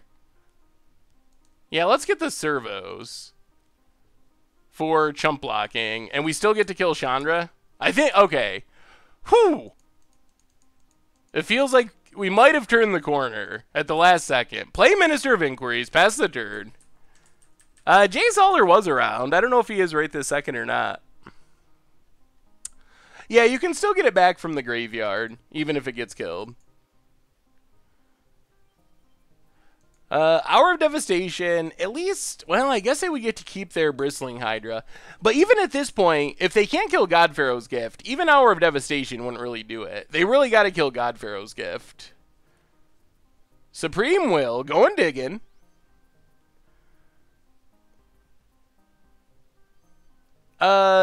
Yeah, I think what I was thinking there is our opponent has enough energy that Harness Lightning would have killed the Angel, and if they had just killed the Angel and we didn't have the Servos, then we would kind of be in a dangerous position to our opponent's board. Potentially just straight up dying to Bristling Hydra. Abrade is a fair Magic card. It's a good Magic card, but it's a fair Magic card. Opponent passes. Yeah, it's hard to imagine our opponent can get back into it from here. Because now we just get back another Angel of Invention, I think. And our opponent's empty-handed. And, yeah. I mean, once you just keep getting back Angel of Invention after Angel of Invention, not many decks are going to be able to keep up with that. Have you given any thought to Vexing Devil plus Claim to Fame in Modern? That is a pretty sweet interaction. I had not even considered that that was a thing, but that actually sounds like it could be a pretty funny way to win. Yeah, we'll take the counters this time.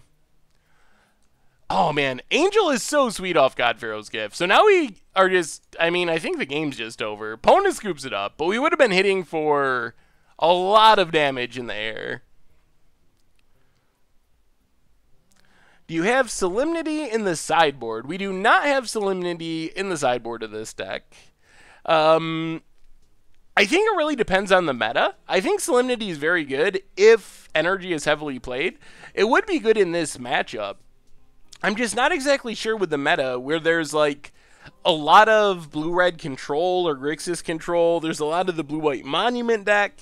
So I'm not sure if the meta is in a place where you really need Solemnity or want Solemnity in your sideboard. I've got to the point where I put Crook of Condemnation in pretty much all my sideboard now. I think that that's the card that is in the Solemnity slot in some sense. Like, I feel like having 2 or 3 Crooks beats more important decks than having 2 or 3 Solemnities right now. But it could definitely change in the future. Like, it's definitely not written in stone. Would I ever consider making a personal YouTube channel outside of MTG Goldfish? Well, if I made a personal YouTube channel, Gateway, what would you want to see on my personal YouTube? I mean, I guess it's something I could do. I think it would be not Magic stuff. I think if I was going to do Magic stuff, I would just do it on the Goldfish YouTube. But if there was something non-Magic, then I could do my own YouTube. Hearthstone, yeah, I mean, it could be a place to play other games. That's true. Hearthstone, Eternal, and so forth. Could also just do a stream sometime, would be a possibility. I do have my own Twitch channel. I don't use it very often, but you gotta see the Hearthstone salt. Oh man, I don't know. I'm afraid it'll change how people think of me. I do get salty about Hearthstone. The random effects, I swear, it drives me crazy. There's like, it's so frustrating to lose to random effects, and I feels like I lose to random effects all the time in Hearthstone, or way more than I really want to.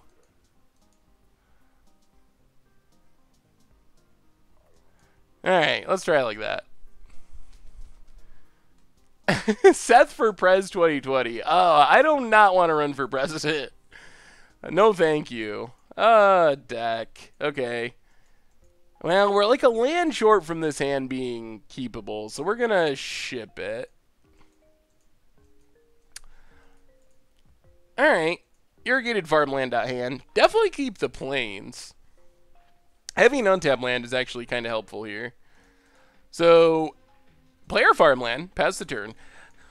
We're going to be able to stock our graveyard really well with this deck. You lose to random effects after a random amount of time. It's a problem except for when it's not. That's a good way of putting it. Opponent. Yeah, it's a servant of the conduit.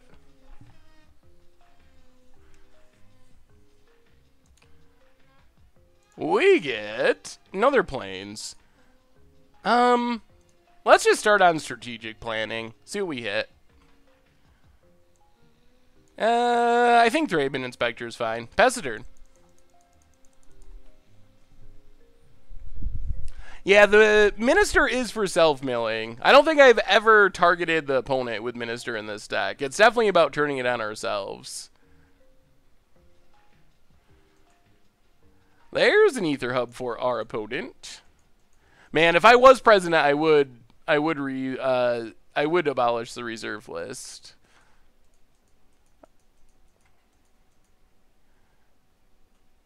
I don't know what amendment. What amendment are we up to? If you get salty at Hearthstone, watch some Kibler streams. Does Kibler get salty? I don't really watch non-Magic streams all that much, so I don't really watch those. I don't think of Kibler as salty, but maybe he's salty all the time and I didn't know it. Yeah, it feels like we have a lot of come into play tap lands. And, I mean, I think this deck, it feels like it has a lot of potential, but I think it still feels somewhat like probably a work in progress. Like, it's not 100% to where it will be or could be. Kibler never ever gets salty. Man, that would be hard for me in Hearthstone. For some reason, the variance makes it worse. Losing is one thing. I'm used to like playing janky decks and losing. That doesn't really bother me. Most of the time at least. But losing to random effects, oh my goodness. Why do people get mad at RNG in Hearthstone but not mad about Mana Screw? It seems pretty similar to me.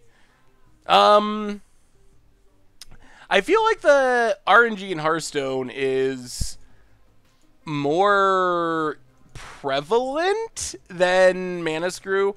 I think it's because, I think this is the answer. I think that in Magic, yes, you're going to get Mana Screwed some percentage of the time, but you can, by building your deck properly and like learning, I don't know, distribution and some of the stuff we talk about in Brewer's Minute, you can minimize that happening. It's going to happen a pretty small percentage of the time. In Hearthstone, they like intentionally build it to be random. So just having like, I don't know, Magic is like poker. Yeah, random things happen. You can get frustrated when things don't go well. Whatever. That is true. But it's not like they built poker to intentionally be random. And I feel like Magic is the same way. I don't feel like Magic is built to be random. There's just randomness that's inherent with deck building card games with I don't know. That's my feeling on it. Maybe it's completely off base, but the fact that they make so many Hearthstone cards that are so insanely random. I think it's like very specific ones. The example I gave on the podcast of like if you what if there was a magic card that was 2 damage, roll a 6-sided die, the spell deals that amount of damage to a creature or player. That's like literal Hearthstone cards. Like those are the cards that drive me crazy, is when it's deals between 3 and 5 damage, and you know it's like, oh, there's 33% chance that I lose the game here, 66% that I win the game here, and then you miss on it, and like knowing the numbers makes it so much worse. And maybe it's not like that for casual Hearthstone players if you don't actually like run the numbers and think about the odds on it, but for me it drives me crazy if you know that like, oh, I should win when I do this, and it doesn't happen, and it does that over and over and over again. That tends to get frustrating. And I do understand that Hearthstone needs to have more variance than Magic. Like they do need some amount of variance because they don't have a resource system like mana. You get a land drop every turn, so it makes sense that they need more variance, but I just feel like they've pushed it too far. All right, let's Champion of Wits. I mean, I don't think this deck sucks. I feel like we have not especially run well, and I know we punted at least once, but I don't feel like we're doing that poorly. I mean, we found a refurbish, so in theory we can just get back a God-Pharaoh's gift next turn and potentially just win the game if our opponent doesn't have a counter. Gallagher, welcome to the Fishbowl. Thank you for your subscription. Big scoops here for our new subscriber. Yeah, Natural Tron, that one drives me more crazy. Because the odds, I think, are like 5%-ish. It's not very high that you have one of each Tron land on turn 3. Or no, double Eldrazi Temple. That's the one that gets me the most. That's the one that gets me the most in Magic. When the opponent's just like, turn 1 Eldrazi Temple, turn 2 Eldrazi Temple. I'm like, ah, there's only 4 of those in your deck. Come on. When did we play the first 2 rounds? We lost to Long Tusk Cub. It might have been Teamer Energy, but it was much more aggressive than this. We just got beat down by a Long Tusk Cub. And then we lost to the Monument deck the next round. Well, I guess we trade with Champion of Wits. The question's going to be, does our opponent have a counter? If their last card's a counter, that's bad for us. If it's not, then things are pretty sweet. So let's mill ourselves. Sack a clue. Thraben Inspector. God-Pharaoh's Gift. Well, play Thraben Inspector. Maybe we can, like... Oh, man. No, I guess we gotta play Refurbish first. So, refurbish God-Pharaoh's Gift. Come on, no counter. No counter. Ooh, resolves. Go to combat. Yeah, I think that's fine. We'll just get back a Champion of Wits. Oh, opponent waited too long. Opponent needed to main phase that. Now we have a trigger. Yeah, opponent needed... If you ever get in that situation, make sure you stop on the main phase. Because now we get a trigger. We still get to do all this drawing. And hopefully that still just wins us the game. We'll get rid of Minister. We'll get rid of Port Town. Attack the Chandra. Yeah, I think we still win because of just that one trigger. Hey, see ya, Taylor Jodes. Opponent chumps. So play Thraben Inspector. Get a clue. Play Rivulet. And pass the turn. We're 1 land away from another God-Pharaoh's Gift.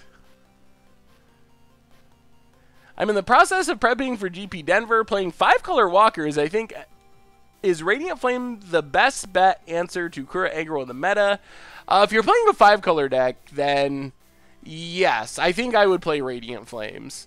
Sweltering Suns is good, but in a 5-color deck, you probably want Radiant Flames. Gives you a little more flexibility, and also a little easier to cast.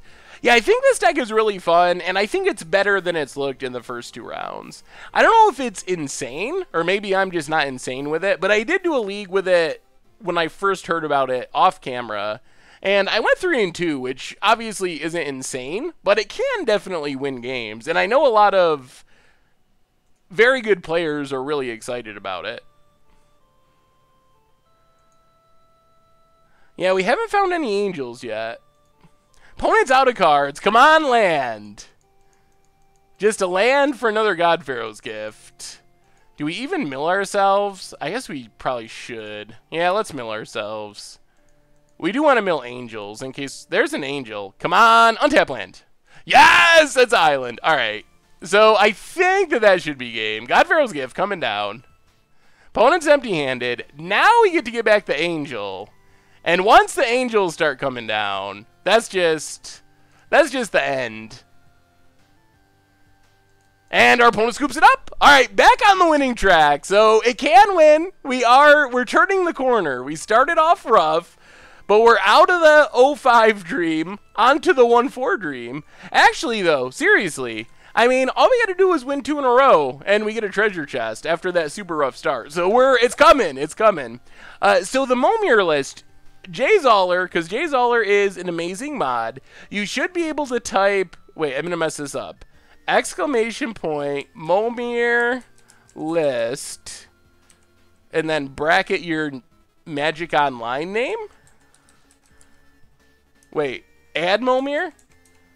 Jayzoller, you need to run a tutorial on adding yourself to the Momir list. Add Momir. Let me see if I can do this. Did I do it? No. That didn't work. Add. That is my moto name. Do I gotta capitalize?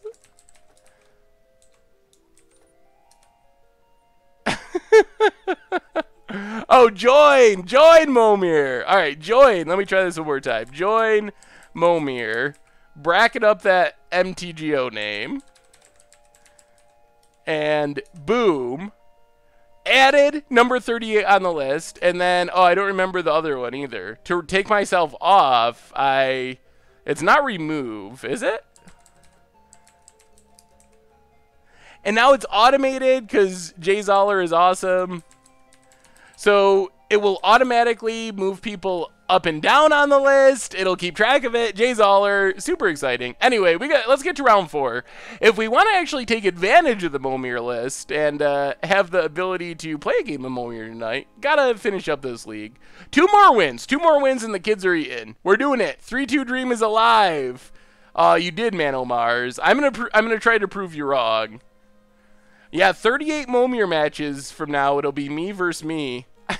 the dream matchup. It's the match you've all been waiting for. Hardened Scales allies. Ooh, that's super spicy. Oh, Momir remove. I see. Momir. I was doing remove Momir. All right, we'll keep. We have a new subscriber. Amish Hobos. I almost said Amish Hobos. Amish Hobos, welcome to the fishbowl. Look at that ready comprehension. Welcome to the fishbowl. Big scoops here for our new subscriber, Amish Hobos. Oh, Amish Hobos. Let's play Minister of Inquiries. Bastard. Oh, Amish Hippos? No, it's hobos. Am I trying to read it correctly and still reading it wrong? What's up, Scorch Kid? Stopping by to say hello and good luck. I was watching Corbin on TCG Player. He was listening to some real Jake, and he said that must be how you feel. Yeah, I saw that clip. Someone linked it to me. Corbin's pretty awesome. I like Corbin a lot. That was pretty funny. His Modern Monday series is pretty sweet. It reminds me of, like, if Mucha Brew was modern only, that it would be very similar. Tefri of Zelfir, 2 months in a row. Welcome back to the Fishbowl. Thank you for your subscription. Big scoops here for our new subscriber. Oh, this might be the blue-black deck that people were talking about. The battle is on. Which deck is better? Let's just take another strategic planning. Pass the turn. What's better? Blue-black cycling. So I think I've seen this deck in action once. All right, so let me tell you. I gotta tell you the story because I don't think you'll see this match. So I've been working on like 3 different decks for Budget Magic, and one of them is a Fraying Sanity mill deck. So I ran into this deck, the blue-black cycling deck, and I got the nut draw. I was so excited. We like milled some cards. We milled a bunch. We had the Fraying Sanity. We milled our opponent down to like 20 cards. They had nothing going on. I was like, oh, this is awesome. We had the Startle Awake in hand. I was like, oh, we're going to kill him next turn. It's so good. And during our turn, we tapped our Minister to get more milling triggers with Fraying Sanity. And then our opponent plays their God-Pharaoh's Gift. They reanimate one of these things. It was a 21-4 and one-shot us because of all the cards we milled. Oh, so that was brutal. I might just have to have that one moment because that, oh, geez, that was so sad. I didn't even think that that was a thing that could happen because who plays Vile Manifestation? It's not like on my radar of cards I need to look out for, but apparently it is now. Yeah, it reminds me of like Living End in Standard. I think is the closest.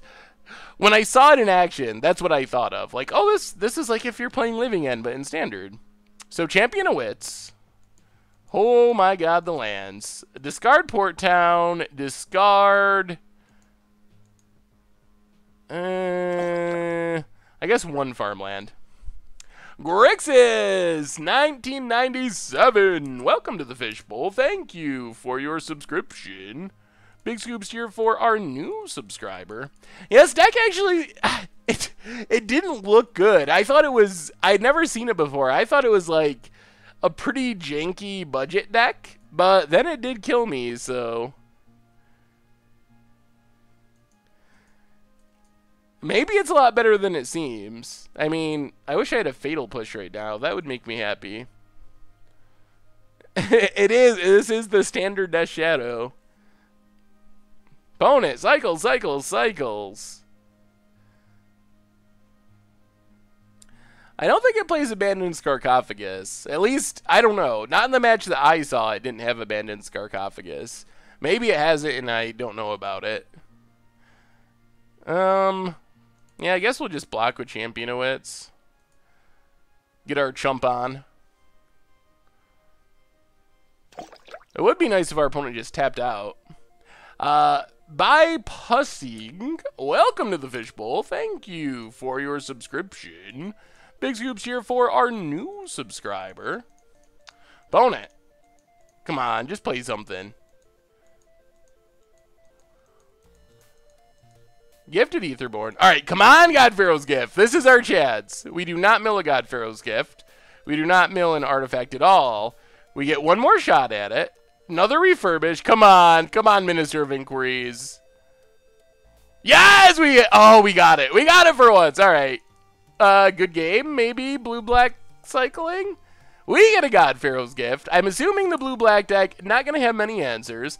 We will get back an Angel of Invention. Yeah, I think we just make it a... I think we're going to make servos for chumping. I really don't want to lose to this Vile Manifestation. Just getting super big. After losing to the 21-4 Vile Manifestation, I would like to avoid that again if possible. Yeah, I don't know about Gifted Etherboard. Mixture of green-white tokens and cat tribal. Ooh.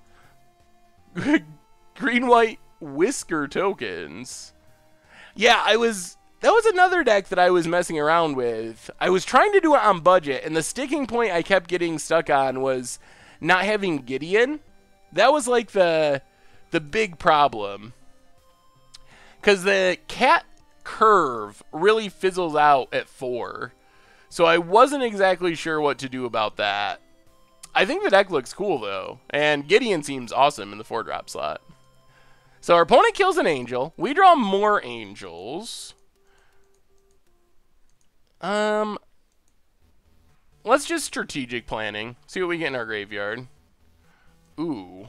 Well, we'll take a land. Mill Cataclysmic.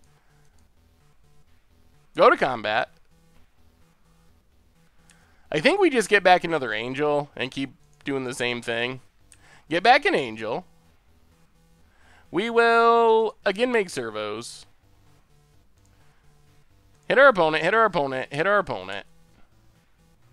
Man, Angel of Invention is pretty good. Do they have an opponent? Alright, maybe I should stop making servos. Maybe that's a bad idea. Let's play Rivulet. Pass the turn. Yeah, maybe that's the problem. Hey, welcome, Bolt-a-Bird. Glad to have you at the live stream. Oh, Delusional Crow. I don't know. Twitch is bad with that. Sometimes they just don't send out alerts like they're supposed to. I don't really understand why Twitch is so bad at alerting people to live streams. Yeah, let's block. Yeah, we just keep getting our angels mowed down, which is a bit disappointing. We still have Champion of Wits to get back, though. Oh, boy. Gate to the Afterlife. Well, let's cycle Farmland. We get a Gate to the Afterlife. Oh, boy. So we can double trouble? Have 2 God-Pharaoh's gifts going? That seems good. So, play Gate to the Afterlife. Oh, we don't have enough? Oh. 1, 2, 3, 4. Oh, we don't. Well, let's try this. Let's play Prairie Stream. Let's sack our Rivulet. See if we can hit some more creatures. We need 2, I think? I guess we don't have the mana for that now. But we do get another Angel of Invention, which is good. So God-Pharaoh's Gift. Maybe we just take Champion and then double Angel next turn. I think that's fine. Champion of Wits. Draw 4. Do some discarding. Discard God-Pharaoh's Gift and Angel. Get in for 4. This is going to be a very strange match. Pass the turn. Alright, well. God-Pharaoh's Gifts all around. God-Pharaoh's Gifts for everyone.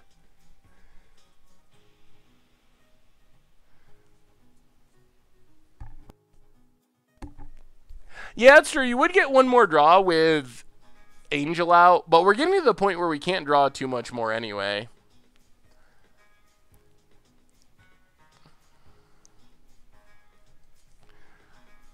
Okay. Opponent. God-Pharaoh's Gift. Gets back an Archfiend. Yep. Goes to combat. Attacks, attacks. Unattacks, attacks.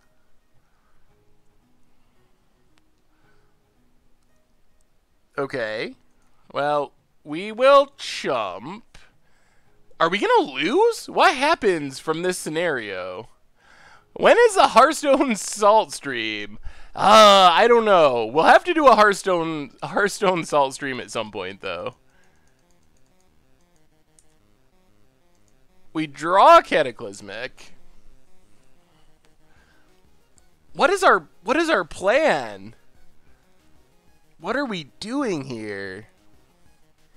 So we get back double Angel and just attack?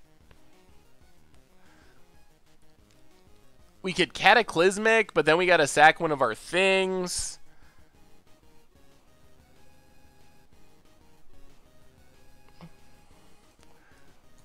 Yeah, I guess that could work. 2 Angels could just win us the game. So, get a God-Pharaoh's Gift. Play Port Town. Reveal the Plains. Go to combat. God-Pharaoh's Gift number 1. Angel. Should we make some servos? What do you think, chat? Servos? Servos? We'll do counters. Angel number 2. Counters? Attack with everything? I mean, this should do it. They only got 1 mana. They can cycle, but I don't think that beats us. I mean, it's still got to be lethal, right? Even with this annoyance.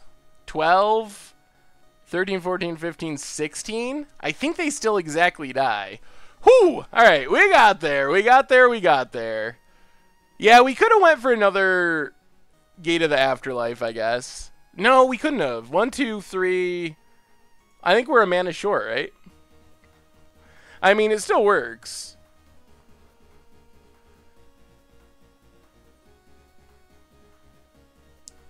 I don't think you could get 3 gifts there. And we won, our line won the game. I'm confused. Are you,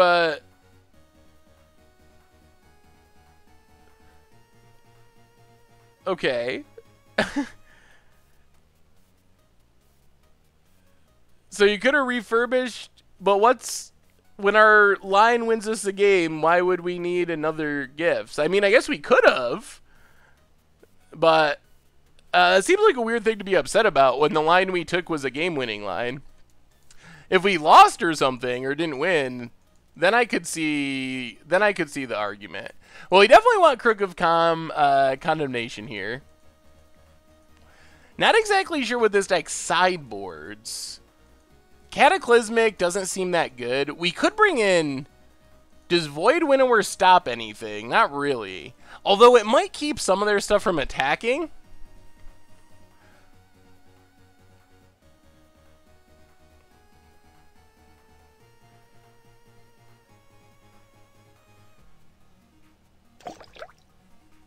Delusional Kraut, 2 months in a row. Welcome back to the Fishbowl. Thank you for your subscription. Big scoops here for our new subscriber.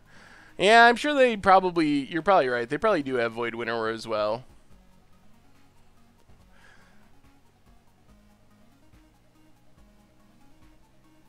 Yeah, it doesn't shut down Archdemon or Archfiend. Doesn't, yeah, It's probably not worth it. Maybe we just hope we crook them. Do they bring in a lot of counters? Like, is Dispel a thing we need to be concerned about?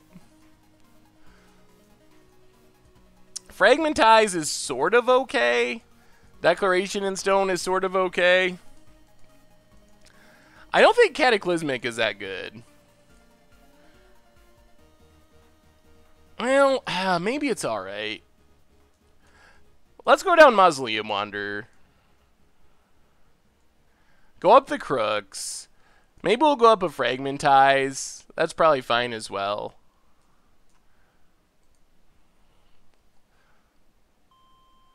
Alright, let's just run it like that. Warrior Platypus, welcome to the Fishbowl. Thank you for your subscription. Big scoops here for our new subscriber. Let me see, Flappy Pants.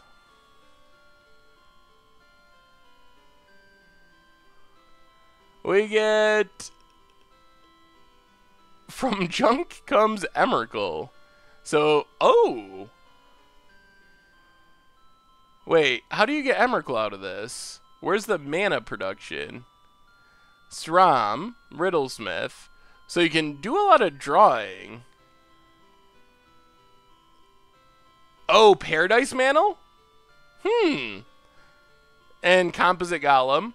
Combo. Okay. Alright.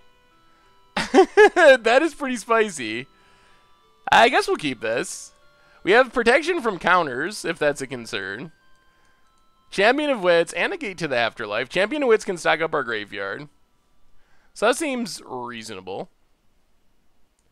Let's start with Rivulet and just get down a Mausoleum Wanderer. Pass the turn.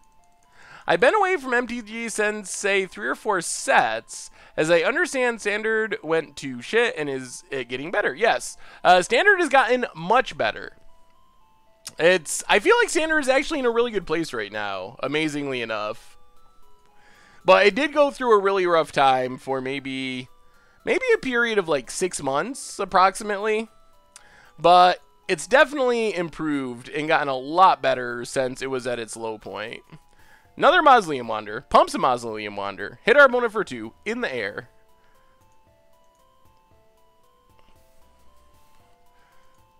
Play a planes. Pass the turn. Can you explain the intricacies between spice and what is janky, or are they synonymous? So, spicy, good decks can be spicy. Spicy, I think, refers to, like, interesting, but it can also be good. Janky is hopefully interesting, but not necessarily interesting. But usually not as good. I don't know. For me, people always try to get me to give them the definition of janky, and I'm not very good at it. It's like you know it when you see it kind of thing.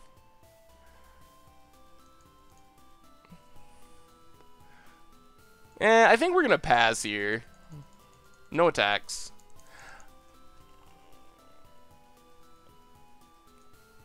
Yes. Well, yeah, the path to getting to where we are was definitely not good. There's no doubt about that. How concerned are we about a counter? 1, 2, 3. Are we going to double sack to stop in a gate? Ugh. All right, well, we'll take 1 hit. I'm thinking about making green-red Panza, but I want to make sure... make it unique. What do you recommend? Well, the land destruction spells are kind of what makes it Panza, so I assume you need those, no matter what. So that's not really negotiable, like Molten Rain, Beast Within, that type of stuff. Those cards you just gotta have, or you're not really a Panza deck. Then, other than that, then you kind of have options for the finishers. The most common things are like Stormbreath Dragons, Inferno Titans, but I think that's the part where you can kind of go wild, and since you're destroying all your opponent's lands, you kind of have a lot of flexibility to play whatever you want as far as your finishers. Opponent does some cycling. I don't know, I always hear it referred to as Panza. Opponent cycles. Oh my goodness. So much cycling. This really feels like Living End to me. Except God-Pharaoh's Gift is a Living End. Estuary. Opponent goes to combat. We block with Champion of Wits. We get to loot and gain a life. Come on, big artifact. Thraben Inspector. Well, discard the land. At least Thraben Inspector gives us another chump blocker.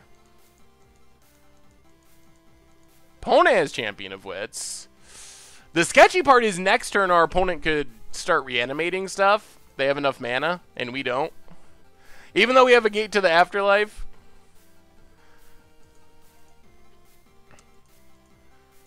Irrigated Farmland. Well, play Thraben Inspector. Get a clue.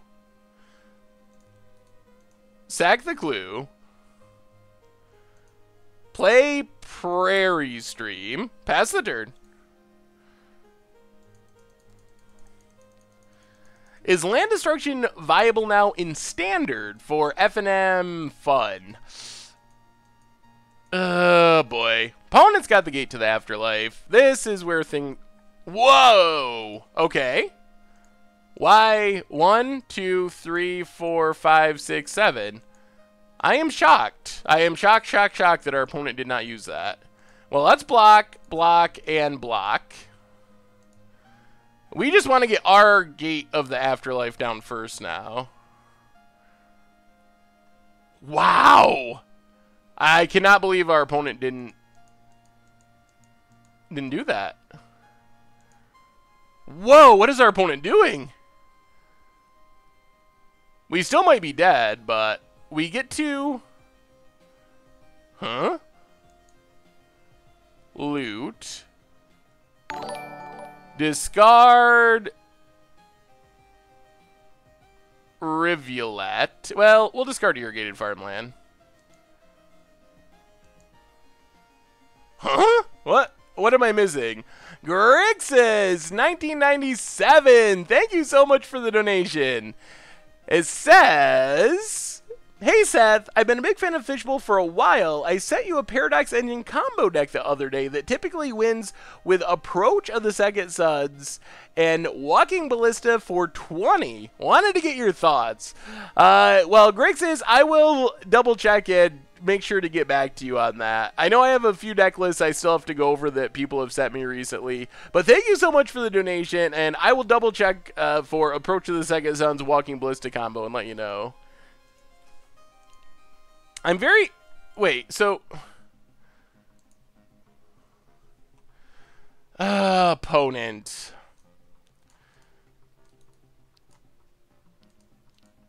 We wanted those triggers, though. Come on, Champion of Wits. We need a lot of creatures to be discarded here. Champion of Wits. Yes. Oh, goodness. Discard a land. Oh, that's way too many lands. Play Rivulet. Pass the turn. I think we're just going to die here. Why would they not... Why would they not, Huh. I'm very confused. Maybe they want to leave up a bunch of mana so they can cycle immediately. I guess we just die here. If they can get back... Man, we didn't draw any graveyard hate. Opponent has Transgress. So we're probably dead 4, 11, 12, 13. They need to be able to cycle twice and we're dead. 8, 9, 10, 11, 12, yeah. 2 cycles and they kill us. Which seems very possible. Cycle number 1. Man. Oh, I guess it doesn't kill us. Discard Rivulet, because we gain this life, so I don't think we're actually dead. Discard. Oh, boy. What's our outs? Do we have outs anymore? We don't even have anything good in the graveyard. 1, 2, 3, 4, 5. I mean, I guess we just discard Refurbish. So I guess we're not just dead. Cold Shoulder, 9 months in a row, watching with my daughter May, 4 years old and already interested in Magic. Well, that is awesome, Cold Shoulder. Thank you so much for the subscription. Welcome to the Fishbowl. Big scoops here for our resubscriber. There's the second cycle. There goes our Thraben Inspector. Discard Thraben Inspector. Is there any way this gets us back in the game? We drop to 3. We need 2, 1, 2, 1. Alright, so... I guess we sack our Rivulet. I think we gotta hit an Angel to have any hope, or maybe a Cataclysmic. So, mill ourselves. But first we need to tap for blue. So, mill ourselves for 4. Hope we hit something good here. Sack our Rivulet. 595, 10 months in a row. As always, we love you, Seth. Well, thank you, 595. I love you as well. Oh, no. We whiffed? No creatures? Minister of Inquiries. Does this mean we are out of outs? I believe so. Alright, so go to combat. Yeah, we're just dead. We can't do it. Oh, we need to hit an Angel or something. We just didn't have anything we could cast there. Yeah, sometimes you mill 4 and you whiff. Oh, man, I really just want to draw a Crook. A Crook would be so good in this matchup. I think our setup is pretty alright. We got our Graveyard Hate. Fragmentize doesn't seem like a good answer because our opponent's just waiting to crack their gate anyway. They're not really just leaving it sit on the battlefield turn after turn, so I'm not even sure we can catch it. I think our best bet's just to play a Crook on turn 2 and use it to eat our opponent up. Well, we had Crook, but we were dead on board. We drew Crook after our opponent already had us dead on board. We get to play first. Alright, this is reasonable-ish. Strategic planning, double gate of the afterlife. This gives us a shot. We don't have a crook, but you never know. We could find one. Yeah, I don't know what the odds are of us fighting through after they're getting stuff back. It doesn't seem that high. D-Lev, welcome to the Fishbowl. Thank you for your subscription. Big scoops here for our new subscriber. Well, let's Port Town, reveal Prairie Stream, and fire off our strategic planning. I think we take Champion of Wits. Pass the turn. I mean, the nice thing is we could just cast this angel if we have to. What's up, Zero Bick? Weirdest deck I've ever played. I don't know. I've played so many weird decks. I mean, Scavenger Grounds is a good graveyard hate card. It does require you to leave up a lot of mana, which I think is the biggest concern with it. Opponent passes. Well, play Plains. I think we're going to start with Champion of Wits because it plays around negate here. But we're probably going to get negated at some point if our opponent wants to. That's a few too many angels. Discard an angel. And maybe we just discard 2 angels. Pass the turn.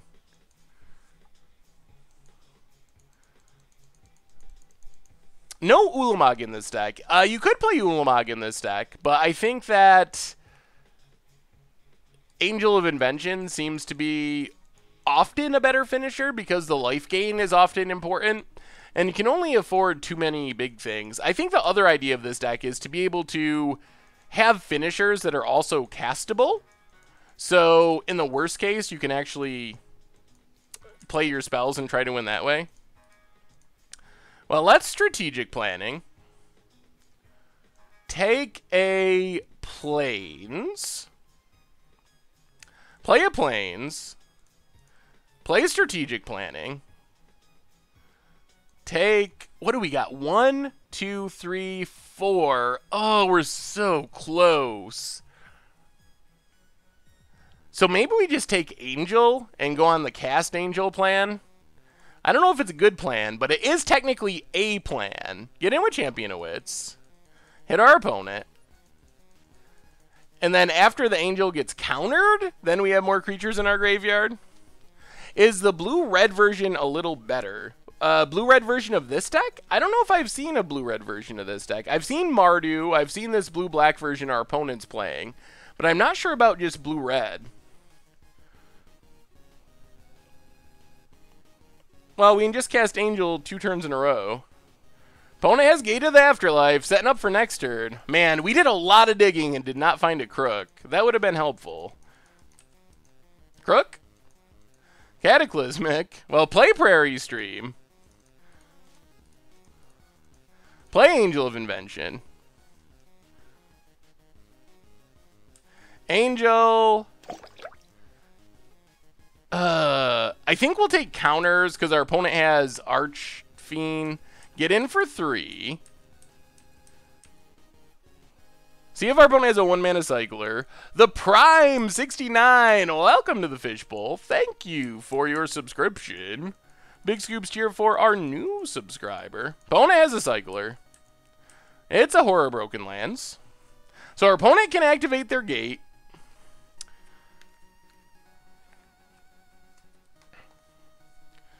Right now, their graveyard targets aren't that insane. Curator of Mysteries, Lurching Rot Beast. The stuff that they get back, other than Archfiend, is not really that good. But they do get the first God-Pharaoh's gift. Yep. That's a lot of free value. What do you get, an opponent?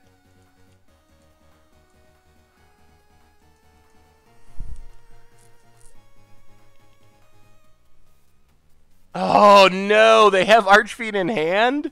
Oh, boy. So they get the Archfiend.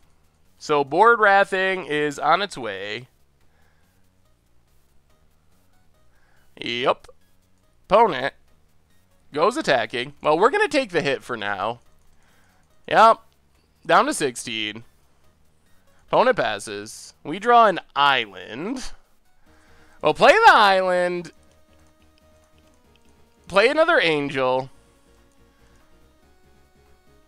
I'm not convinced this is going to work. Put counters on it. Hit our opponent. For 9. Oh, maybe? Maybe there's a chance. Opponent cycles. Oh, goodness.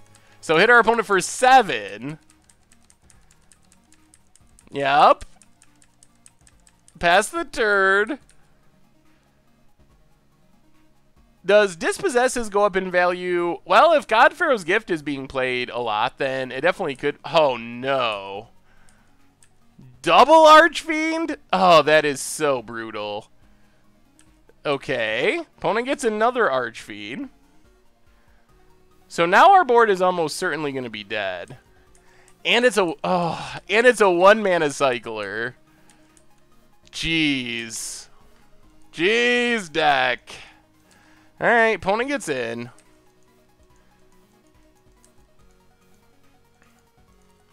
I'll play a Gate to the Afterlife. Does our opponent also have Negate?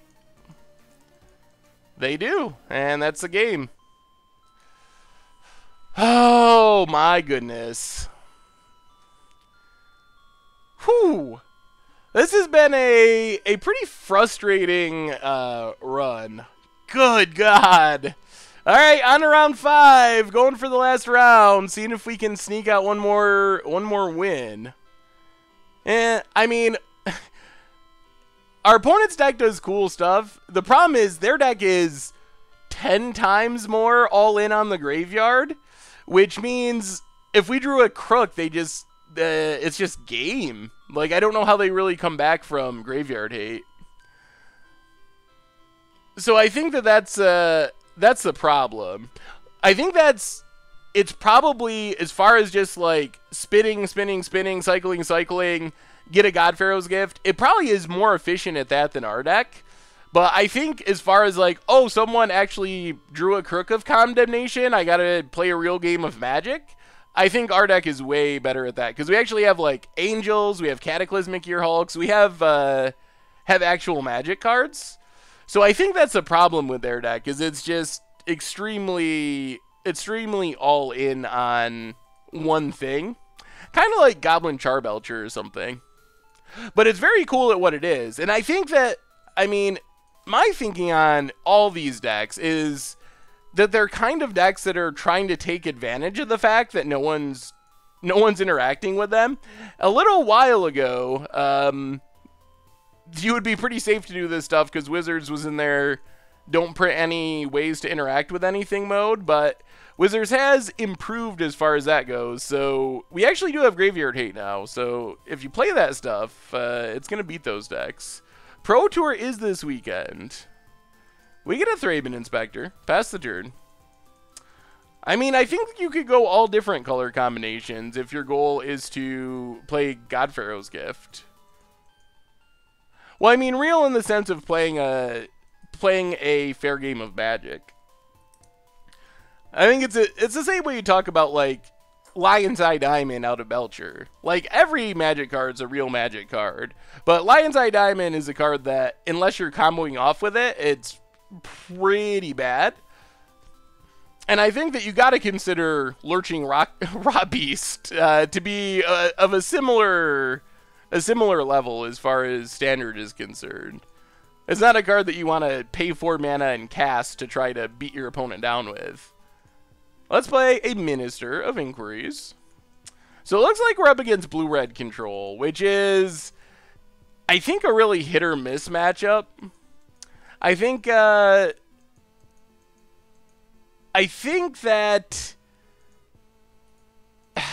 it's all about trying to slip something through, and it's not always that easy. They have so many counter spells that it's not really that easy to find a way to slip through a God-Pharaoh's Gift.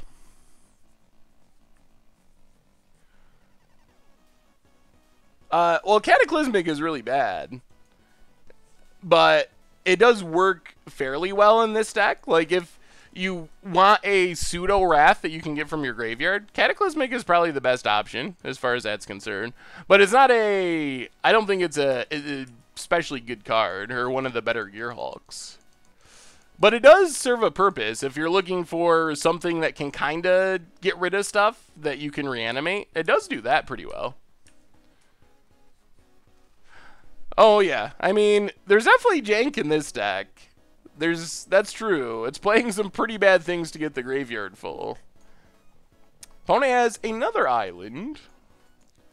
I wonder if it's possible to just turn your mill on the opponent and win. I've never tried that, but it seems like it could theoretically be a thing. What about Sultai for God-Pharaoh's Gift? You get Grimflare and Hydra and Eternalize as well. Yeah, I mean, I think there's a lot of different color combinations that you can try. Have you ever thought about doing a series of stream of different CCGs, TCGs?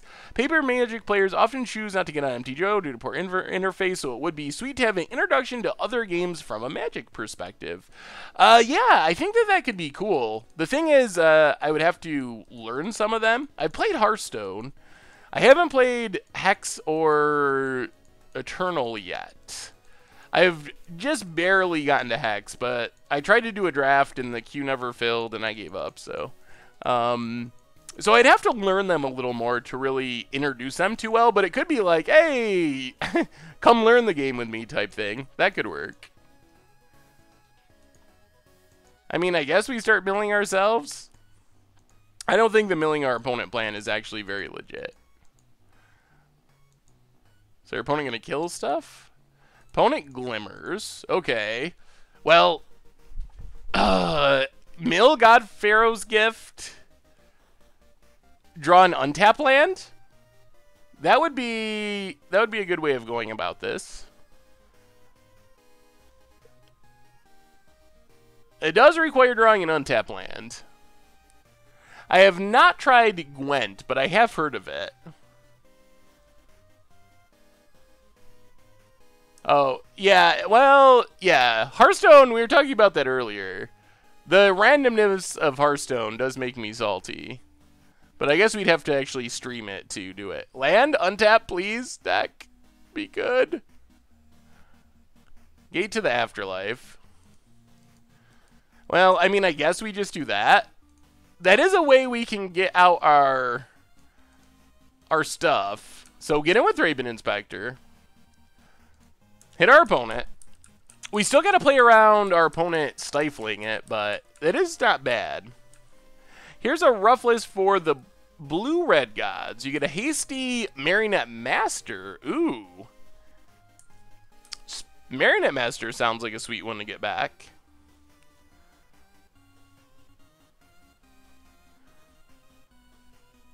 Ooh. Hollow one? There's a lot of spice going on in that list. Well, let's mill ourselves. And Metalwork Colossus. It has a good backup plan that I like. Although, not too many well, I guess you gotta have gate out. Not too many artifacts for Metalwork Colossus. But, we have a new donation. Mental Spaz. Hey, Seth. I'm enjoying the stream. Thanks for taking me off the ledge with my Allies Sunmare concept. Well, Mental Spaz, thanks so much for the donation. And I hope that wasn't discouraging. You told me you wanted to be, you told me you wanted me to be straightforward about it, and I think it's a really cool idea, but as I mentioned in the email, there's a couple things that probably make me a little hesitant, but I think it's a really fun idea. And thank you so much again for the donation. 1, 2, oh my god! We still don't have it.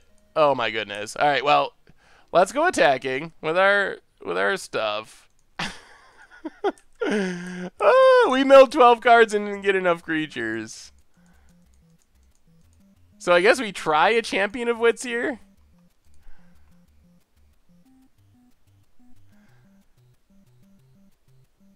I usually play Arena if I play Hearthstone. I don't really play Constructed too much. That's a whole nother thing I dislike about Hearthstone. Discard Cataclysmic. Discard Port Town. 1, 2, 3, 4. Oh, man. We're having a hard time getting creatures in our graveyard.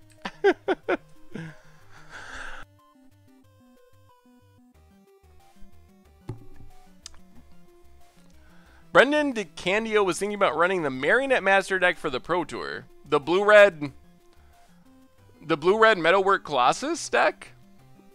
That deck? That's interesting. I guess I'd have to play it and get a feel for it. If there's one thing I've learned over the last week from all these spicy God-Pharaoh's Gift deck, it's just play Graveyard Hate. Play Graveyard Hate. I really think that Graveyard Hate just beats those decks. Oh, thank you, opponent. Okay. So we get a bunch of loots. Now we just gotta find a window where our opponent taps out. Discard Angel. Discard Minister. Discard... yeah, we'll discard Plains. Discard Strategic Planning. Opponent. Now I'm hoping we just draw an untap land here. Well, play Thraben Inspector. Get a clue. Pass the turn. We just gotta find a window when our opponent taps out to get our God-Pharaoh's Gift. I mean, we got the graveyard filled now. We're just worried about disallow for the most part. That's the main concern at this point. Should people take out Solemnity in the Sunmare deck for Crook? Yes. When I first built the Sunmare deck, it looked like kind of the carryover from last standard was that we would have a ton of energy decks, but now I think that that's not as much of a concern, and we actually want exiles 2 cards from our hand. All right, so 1, 2, sack a clue. Oh man, this might work out super well. Yes, get rid of Refurbish, get rid of Plains. Whoa, are we just gonna double up? I think we're doubling up and killing stuff like crazy. Psychologist, welcome to the Fishbowl. Thank you for your subscription. Big scoops here for our new subscriber. So now we get to sacrifice this, get a God-Pharaoh's Gift.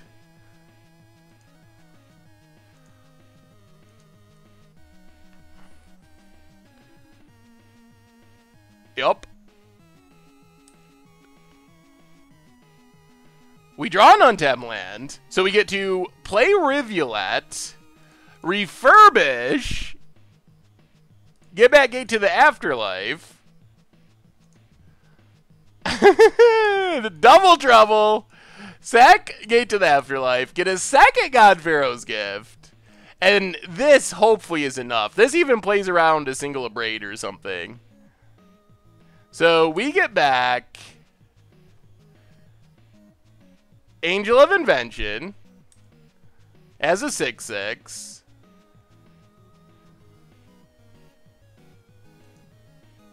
And Angel of Invention. And our opponent should just be dead here. And that is a lot of damage out of nowhere. Sorry, Nicole Bolas. That was a good try, but... yes! So you can see the raw power of the deck. Like, we just won after Nicole Bolas out of nowhere. So there's something there. Even though we're going to end with a 2-3 or a 1-4. And the other league I played off camera was a 3-2. Like, there is something powerful happening in this deck. So that's, I mean, you can see that. Yeah, I think just killing the opponent was probably our best bet there.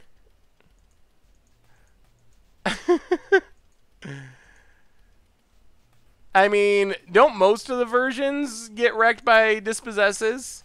I mean, this version you can cast Angel of Invention and Cataclysmics, I guess. Champion of Wits. What would I change of the deck? I really like the Panharmonicon deck that we played on Budget Magic, honestly. I mean, it's sort of similar to this, but I think that was more my style. It was definitely not as focused on God-Pharaoh's Gift. God-Pharaoh's Gift was kind of like the value finisher for the late game. But, so I don't know. If you consider that a similar enough deck, I might just play something like that.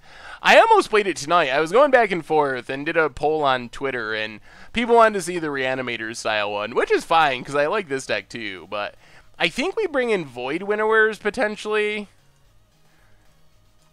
over Cataclysmic, which is really bad.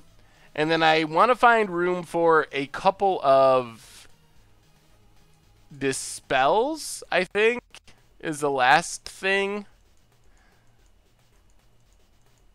And maybe we go down like one God-Pharaoh's Gift and one Thraben Inspector, something along those lines. The other deck, the Budget Magic one, let me see if I can find you a link. So this was the Panharmonicon God-Pharaoh's Gift deck that I played on Budget Magic.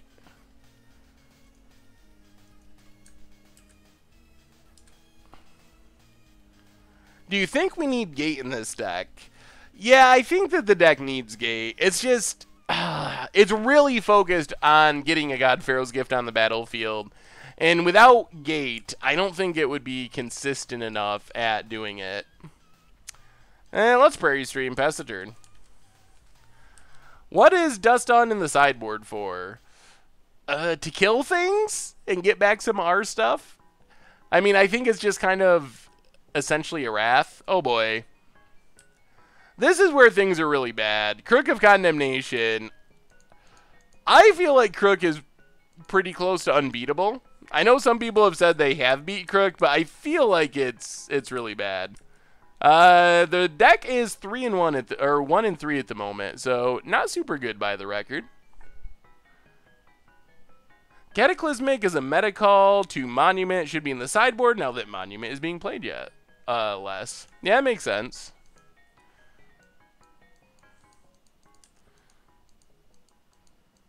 I mean, Monument's actually still, I don't know what the paper meta looks like, but Monument's still being pretty heavily played on Magic Online from the games that I've played. But it probably is somewhat less popular than it was at its peak. I guess we champion. That Crook is going to wreck us. Alright, Champion of Wits. Draw a couple cards. Discard. I guess Void Winnower and Refurbish? Pass the turn. Blue-red. Here's a blue-red deck that someone posted. I don't know if this is the one that other people were talking about, but All or None. Welcome to the Fishbowl. Thank you for your subscription. Big scoops cheer for our new subscriber. Thank you, thank you, thank you. And yeah, we'll pass the turn. Hey Seth, do you know why some modern staples just plummeted in price? Tarmogoyf is $70. Huh. I actually didn't notice that. Let me see.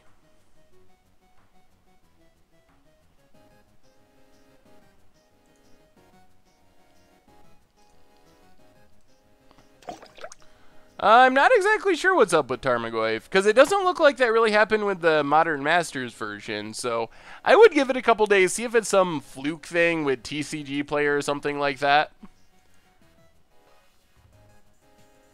Well, I think they're talking about paper prices. Scooshy, welcome to the Fishbowl. Thank you for your subscription. Big scoops here for our new subscriber. Yeah, Angel has gotten a lot more expensive recently. Let's get in with Champion of Wits.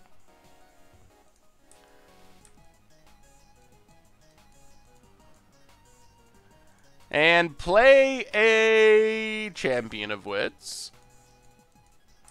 Do some drawing, do some discarding. Get rid of... Oh, man. What's our path to victory? I guess Minister of Inquiries and... Gate to the Afterlife? And play Irrigated Farmland, pass the turn. What's up, Captain? Is Good Game Panharmonicon or GG Panharmonicon? I always read GG as Good Game. Is it more fun to play? I really love playing Panharmonicon. Panharmonicon's like one of my favorite cards to play, so... I mean, I really enjoy playing Panharmonicon, but I'm sure it's a matter of personal taste to some extent. But I think Panharmonicon's super fun. Opponent passes. Well, play a Plains. Get in with our champions. Hit our opponent. Play Thraben Inspector. So what's our way of winning this game? Get a clue. I guess we play Thraben Inspector. Maybe there's some way we steal it with Angel of Invention with the spell backup and just get in one big attack. That's 3, 6, 7, 8. That's 10 damage? That's a lot. It's not lethal. Opponents exiling our stuff.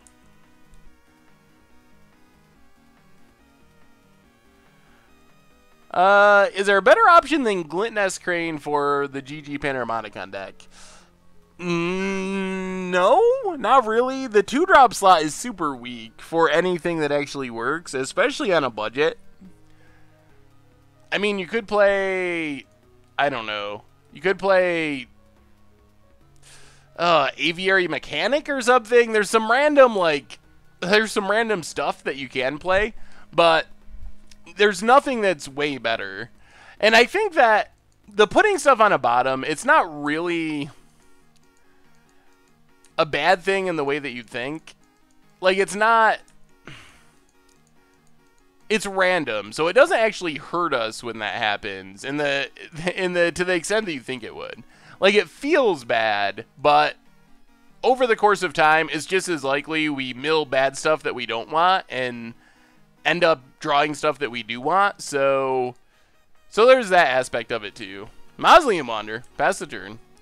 So, I mean, maybe we could just steal this with the beads. If our opponent has another sweeper, we're in trouble. You ever think about running a Norn of the Wary EDH deck? I have one in paper. It has to be one of the most fun EDH decks I've ever played. I think Tomer ran one once, and it sounds like it looked really fun. So I would be down with trying that at some point. Oh, we've won and what did we beat? We beat something, lost to a lot of somethings. Is our opponent passing? They probably have Torrential. Gate to the Afterlife. Man, I wish we could have got back a champion. Well, Angel of Invention.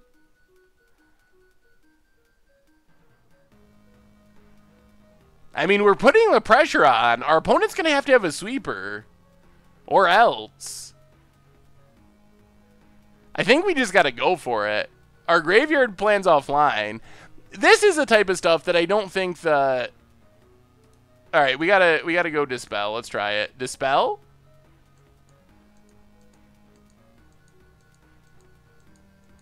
We gotta just go. We gotta go and try it. Magma Spray's an Angel. Okay. So we get another Angel. Make servos. Attack with everything. Theoretically, we have lethal on board for next turn, but we need our opponent to have nothing.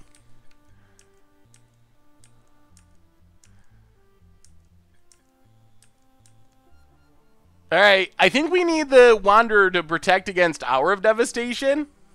I think that's more important. I think we can afford losing one Angel, but Hour of Devastation would just beat us, and our opponent did make a land drop next turn, so in theory, this Mausoleum Wanderer saves us from Hour of Devastation and means we win this turn. So we'll see. We'll see. That's my thinking of that, but I don't know. That's my thinking. We'll see if it actually works out. What is the strength of having white over having black-blue with Vile Manifestation and Cycling? So white gives you... opponent has a Braid. Okay, so we don't just win this turn. White gives us Angel of Invention, which is one of the best creatures to get back in any sort of aggro matchup, mono red, decks like that. I don't know. I mean, I don't think mono red. Oh my goodness. Well, let's give it a spin. We drew another Angel. Come on. No counter. No counter. Angel?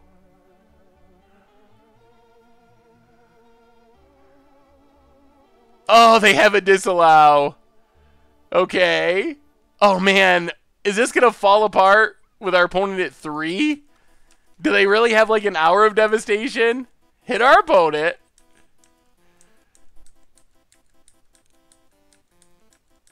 Pass the turn.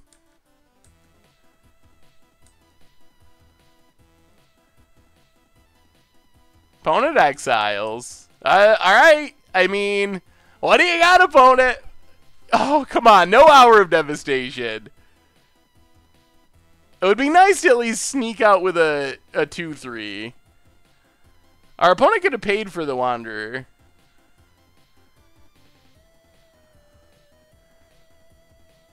Opponent. 1, 2, 3, 4. What do they got? Wow! Pull X1! That is desperate. That is the most desperate pull. Why X1? We can still sack this. Like, even a 3-mana sweeper, Radiant Flames doesn't do it. They'd have to have land Radiant Flames. And? Do we get there? Oh, and our opponent scoops it up. So, yeah, Sweltering Suns didn't even really do it, though, because of the Mausoleum Wanderer. Whew. Alright, so we ended up with a 2-3, which is obviously not ideal. And the deck is really fun. It's really unique, but it still feels sort of like a work in progress. Like it has some ways to go. I also feel, I mean, part of it is probably us. I think in the beginning of the stream, there were some misplays, and I think in the beginning of the stream, we also ran a little poorly. Like, we definitely had some games where we went like 30 cards deep and just didn't find a God-Pharaoh's Gift or anything. And this deck is so focused on that quick God-Pharaoh's Gift that it is pretty painful when we just don't find one, because while I feel like we have more real cards than the blue-black deck or whatever, we still have Minister of Inquiries and some non-real cards as well. So I think the deck, I think it has potential, but at least for me, I don't feel like it's there yet. And personally, I think I've had just as much success and just as much fun playing the Panharmonicon build. So I don't know. I think it's cool. It's cool to see God-Pharaoh's Gift seeing play, but I think it's still got a ways to go. So maybe, just maybe, with Pro Tour coming up this weekend, maybe that will be the tournament that lets us know exactly what kind of build of God-Pharaoh's Gift, because pros are talking about this deck and God-Pharaoh's Gift, so we'll see. Maybe someone will have a crazy God-Pharaoh's Gift deck. Maybe it'll be blue-black. Maybe it'll be Mardu and Madcap Experiment. Maybe it'll be this Angel of Invention brew. And that's the exciting thing about the start of Standard, is people are trying all these different things, and we just don't know yet. We don't know what is the right build of these decks, but hopefully we'll figure it out as more games are played, as the Pro Tour comes. So anyway, I think that does it for Gifts Reanimator. Let's see, what time is it? Oh man, alright, so we gotta try out the new Momir list. We gotta try it. So how do we do this new Momir list now? I think it's like automated and super awesome. What do we got? Momir list. So at the top we have Fearless Joe, Silo Murphy, Filthy Casual, Jolt, the Metal Michael and Brewski. So, are any of you interested in... Yeah, we might be on to Overflow. Let's see if anyone at the top of the list is interested. If not, we'll move on to Overflow. So I think that Angel of Invention is just more important because it helps you catch up against aggro decks.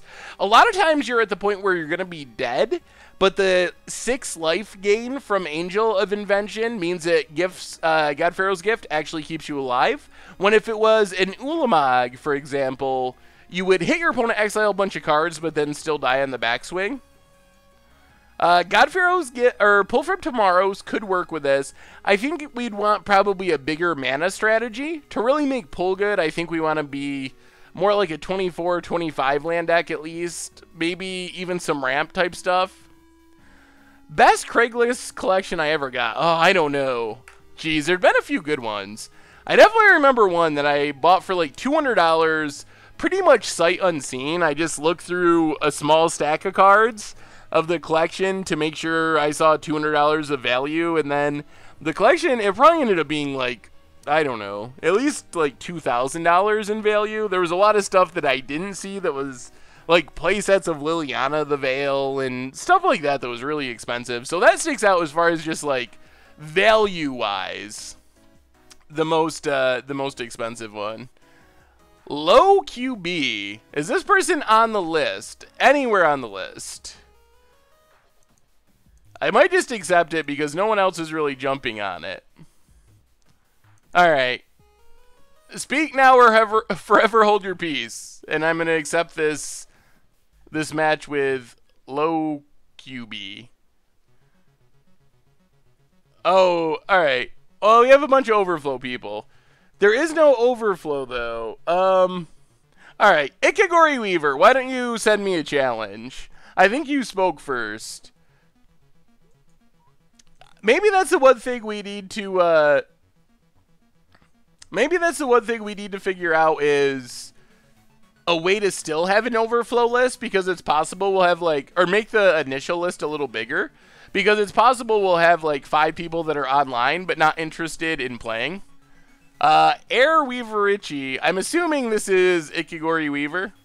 Overflow's, like, more people that have asked to be on the Momir list but are not at the top of the Momir list. I think we're almost like 40 people deep on the list now. All right, 1 second. Got to pull up the Momir lay. So a reminder to everyone, I know people scatter, some people scatter for Momir. Some people love it, some people don't love it and take off.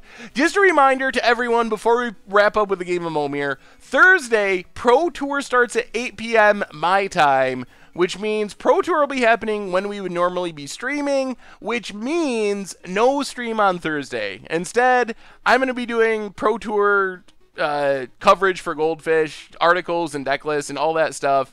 So I'm going to be doing that, watching the Pro Tour. So no stream on Thursday. Instead, enjoy the Pro Tour. It should be really exciting. Standard looks really wide open. So we'll be back on Tuesday, though, with another one. So don't forget, we'll be back on Tuesday, but no stream on Thursday thanks to Pro Tour Hour of Devastation. Well, lead on a swamp. Pass the turn. Yeah, I think some people just like to see Constructed and don't care about Momir that much. But there's definitely people that love Momir. There's some people that Momir is their favorite part of the whole stream, I'm pretty sure. Swamp versus Swamp. Well, let's make a 2-drop and see what happens. Discard an island. We get... Come on, Manadork. Yeah, I've thought about that. That we could do, like... Could host, maybe... host the Pro Tour on the Goldfish channel, and then, I mean, it would still just be the Pro Tour coverage, but there would kind of be a smaller chat room. Also, we have the MTG Goldfish Discord, so I know I'm not in there all that frequently, but I'll probably try to make more of an effort to be in the Discord over the Pro Tour if we're not hosting it on the Twitch channel. Yeah, I'll have to see. Maybe that... Ooh, Sliver Tribal for Fester Creep. Maybe there's a way that we can host it and then just have a... I mean, we couldn't do coverage. We can't, like, talk over the video or anything. It would just be the Wizards coverage, but it would be on our channel, and then we'd have a smaller chat room, so you'd be able to maybe have a slightly smaller, more controlled chat that was just Goldfish fans, basically, or people that are familiar with the channel. Alright. I think we just pass. We got to skip another drop, so we'll skip the 3. Pass the turn. Official coverage is twitch.tv/magic is the official chat. We like to watch your stream, then the Pro Tour. Well, 5950213. Thank you for the donation. And I can't. The other problem is I do so much other stuff for the Pro Tour. But I'm glad you. Oh, no. Mirren Crusader. I'm glad you like the stream even more than Pro Tour. That is very flattering. But I got to do like the guesstimate deck list and the round by round updates. So Pro Tour is like, I think for the website, the busiest time of the entire year. I think the Pro Tours are like the number one, as far as how much work I do and how much stuff is going on. I think it's the single busiest times of the year, Pro Tour weekends. And I'm especially in some ways dreading this one because it's, oh man, we still can't block Mirren Crusader. We got to hit some other colors of creatures. The time zone is super brutal. Oh, that's true, Al. I could. Once the updates are up, we could post it in. What if we stream Hearthstone and get more viewers? That would be some next level streaming. Your friendly pineapple, welcome to the Fishbowl. Thank you for your subscription. Big scoops here for our new subscriber. Oh boy, our opponent has a pretty fast clock that we can't block. We have no flyers. This can't be blocked by any of our stuff. Yikes, yikes, yikes. Well, all we gotta do is hit a non-black or green creature to stop this Mirren Crusader. That's it. Come on, Momir. Odds are in favor of that. There's 3 colors that are not green and black. And that's not even including artifacts. Oh no. Jasmine Boreal.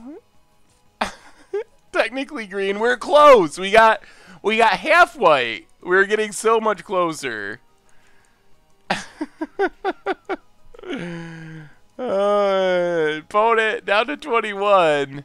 We're not winning this race. We're taking 4. We're taking 7 down to 11. Yeah, the old school legends. Maybe I'll play Jasmine Boreal for my old school Commander Clash deck. Actually, I don't know what I'm doing for sure. I'm leaning towards a Hannah Ship's Navigator deck. Sylvan Basilisk. When it becomes blocked by a creature, destroy that creature. I guess that's okay. Kind of like pseudo unblockable. Tom streams at MTG Radio. Opponent gets in.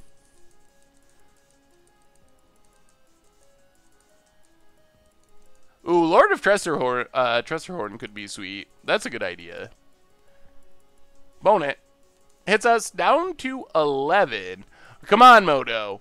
Not black, not green. Other than that, I'm not picky. Flying would be nice, but if this is another green or black creature, we might just be dead. Moto? Okay. Ooh, it even has protection from black. The old 6 mana 3/3, but it does have flying. So that stops Mirren Crusader for now. Also stops Moon Heron, or trades with Moon Heron. Vanilla Legend Commander Clash. I think it would just all be good stuff decks. I think that's the issue. The matches were kind of... We finished 2 and 3. Not great. We did some crazy things. We also had some punts. Had some bad running. So I guess that's like a fairly typical stream for me. But with a worse record. I think 2-3 is worse than average. Talk about Vanilla Legends. Vanilla Legend Battle. They also have very interesting names, which I'm sure I would butcher nonstop. Torsten von Ursus? Yeah. Okay. Got lots of birds in the background. Is that a kilt? Is that a checkered kilt? Oh boy. Old Magic cards. The art's the best on the old cards. I mean the worst, but most interesting. Let's make a 6-drop. Wait. Okay, it's a 7. Alright, I thought we were like off curve for some reason. It is a 7-drop. We get Ultra Golem. Ooh! Power and toughness is equal to number of creatures on the battlefield. Oh, does not untap during your untap step. Tap 5 creatures, untap it. Ugh. Well, it's close to good. When we do a competitive commander clash, yeah, we'll have to do another one. We did one a while ago. I read words better when I actually try to read them and don't just read the first letters and then guess at the rest. Opponent. Ooh.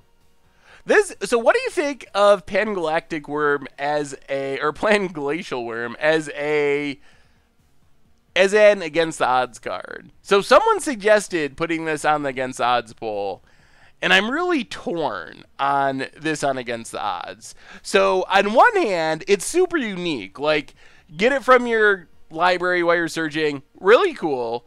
The other problem is, it's just a big thing. Like, that's what it would be. It would be about trying to, like, search our deck and cast it while we're searching. All you're getting is a big green creature with trample.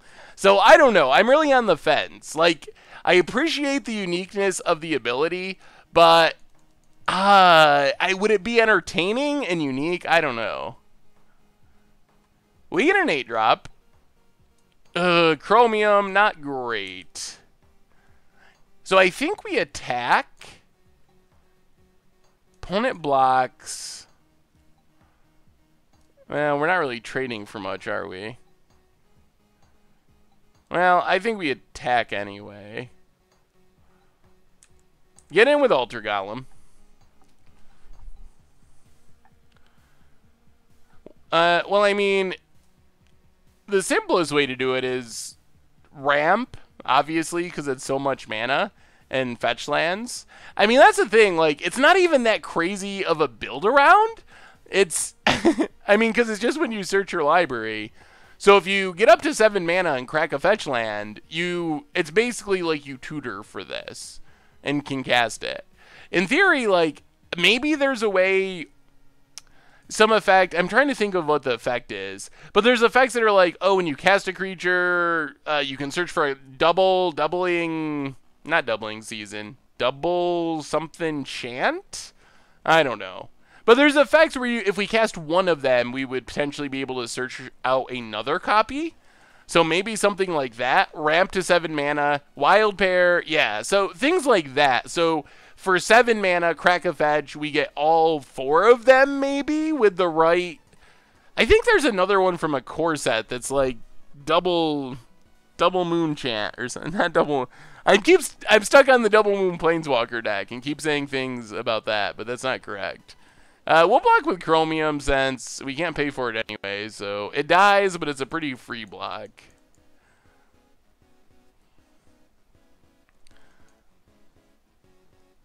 So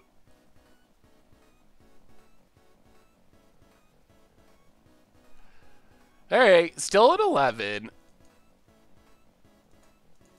There was a punt there. Was supposed to untap our Altar Golem with the blocking on the stack. Oh, all right. Things are shaping up. I don't know how punished we actually are for it. Probably not much, but that was definitely a punt. Yeah, we played Double Moonwalkers a long time ago, but I would be down with it. Oh man, that was the infamous Double Moonwalker, Double Moon Tameo stream. That was a classic stream moment.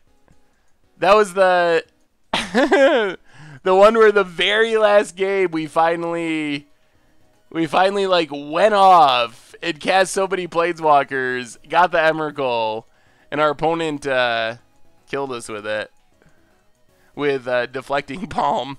After we just, like, we went so overboard, too. Did so much more than we needed to. We just wanted to see how far we could go. And then after ultimating, like, 6 planeswalkers and doing all this stuff, they're just like, deflecting palm on your Everglow, you're dead. That was fun. Oh, I still did not untap Altar Golem. My Magic playing gets worse when we get to Momir. Have you ever noticed that? Not that it's ever insanely good or anything, but the sloppiness, the Momir sloppiness sets in at the end of the night. Yep. Yeah, that was a classic stream moment. Oh, so here's something that I gotta figure out. Opponent gets Darksteel Gargoyle. It's only a 3/3, but flying and indestructible. Our opponent's stuck at 7 mana. Well, we are gonna untap this Altar Golem this time. I can tell you that. Pithing Needle or Pithing Needle was another. That was another good one.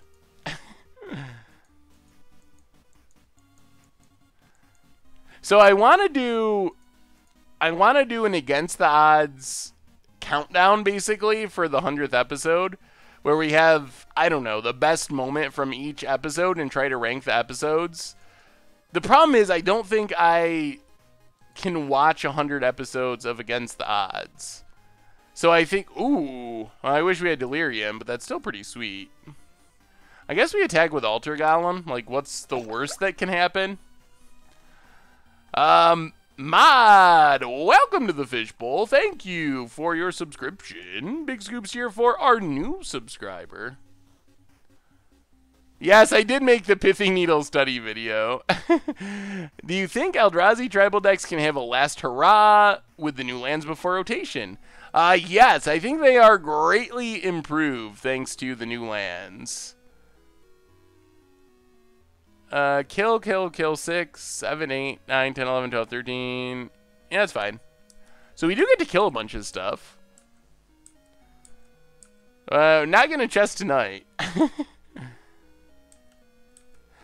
I mean, would you consider having someone do that for you and getting it down to a best reel? So what I was thinking, your friendly pineapple, is maybe it would be to ask for help from viewers in the audience.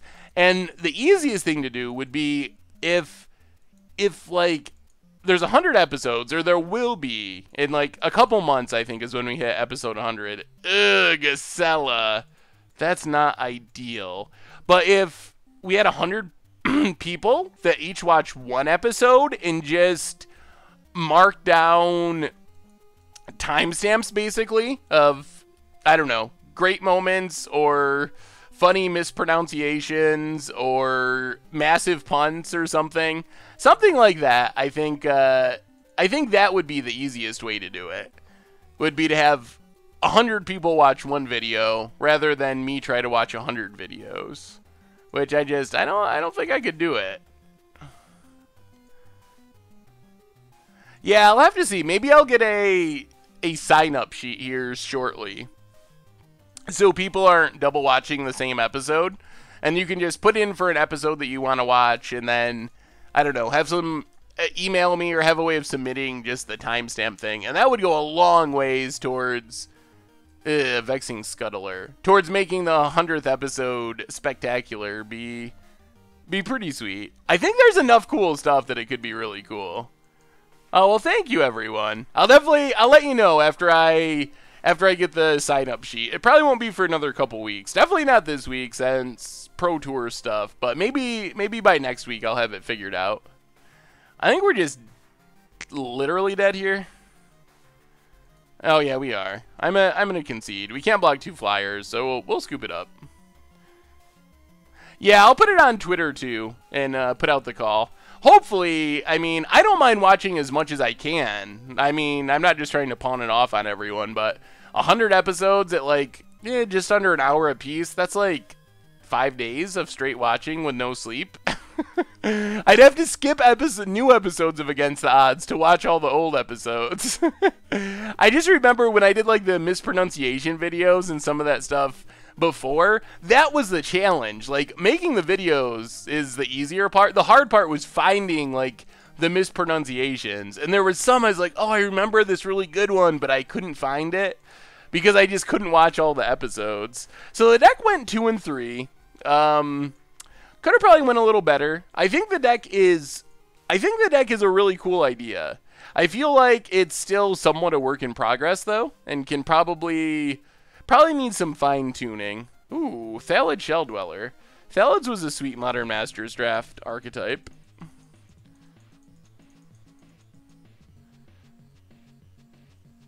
I mean, some of you probably know know some of them already. But yeah, I'll definitely let you know. But I definitely thank you, everyone, for helping with that, because that'll make it so much easier and make the end video so much better. Maybe I can give people credit like the professor does with all his patrons. It seems like that could work. Like, everyone who watches a video and sends in the timestamp will do a little like credits with, I don't know, a song or something at the end and have your names go up. That would be pretty sweet. The On BTW, welcome to the Fishbowl. Thank you for your subscription. Big Scoops here for a new subscriber says, Genju of the Spires is my favorite jank modern card. What's yours? Probably Knowledge Pool. Knowledge Pool is a classic jank card. Oh, Knowledge Pool. That's a fun card. We haven't played Knowledge Pool in a long time. Sky Hunter Patrol. Alright, let's pass the turn. Yeah, that's what I was thinking, like a thank you credits.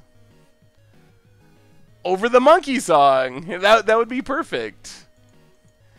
Or the intro song, but that one's not really that. The monkey song's more boisterous and happy. The intro song's a little more serious. Yeah, I haven't noticed anything new for Knowledge Pool, but I haven't looked super hard. Oh man, this card's so bad. 4 mana 4/1.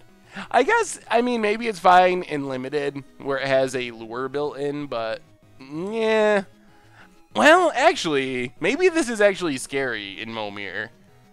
Yeah, now I take that back. This is actually really scary. So now if our opponent can just build up 24 power and play a green source, this kills us. And there's not really much we can do to stop it. So that's actually pretty bad, potentially, in the long run. So let's make a 5. Maybe like Baneslayer. That would be sweet.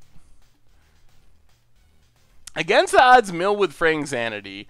Mill with... Whoa! Whoa! Fungus! Tribal! We're doing it! We're doing it! Wait, does this remove a counter from a creature you control? Create a Saffron? Yes! Oh no, it's a +1/+1 counter. Never mind. Well, still pretty sweet. What do you think of Red Deck wins in Standard? Want to build it, and I'd love to know your opinion on it. I think it's really good. I think has a legitimate chance of being a tier deck, and I also think it's one of the decks that loses the least at rotation. So not only do I think it's very good, and it's very budget friendly. Like it's a great deck. If you just want a cheap deck that's also very competitive, I think right now in Standard, Mono Red is probably option number 1.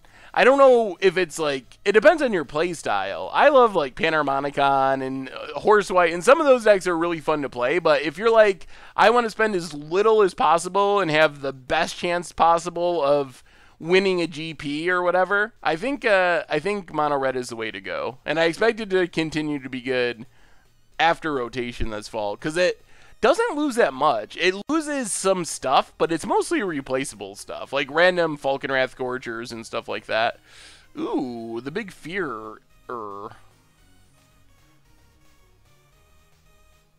I think we're going to attack with both. I actually am pretty fine with trading our Gave with this Mortipede, because I actually think it kills us if we don't, potentially.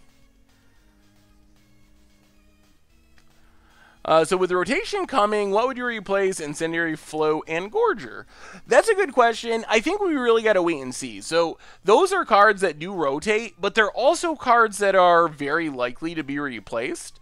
Like Falcon Wrath Gorger is just a red Savannah Lions. We're likely going to have a red 1-drop in Ixalan. I don't know what it'll be, but random red 1-drop, whatever. Hopefully it has 2 power. Awesome, that's fine. And then as far as Incendiary Flow, that's another like archetype of card that's usually in standard. Lightning Strike, Incendiary Flow, Lightning Bolt, Fiery Temper. So whatever the Ixalan version of that is. So why they rotate, they're 2 cards that I think will likely be replaced in Ixalan by something that's not too much worse, and maybe even better. This is, well, it's from a Commander deck in paper, but it was released in here in these weird, kind of like the first treasure chest. They had Legendary Cube prize packs that you could win by doing well in cube events. So it was kind of like its own set. So that's it. That's where it initially came from. Choose any number of cards that share a creature type. All right, Killmouth Dragon. No +1/+1 counters. It is a big flyer, though. Well, let's keep attacking.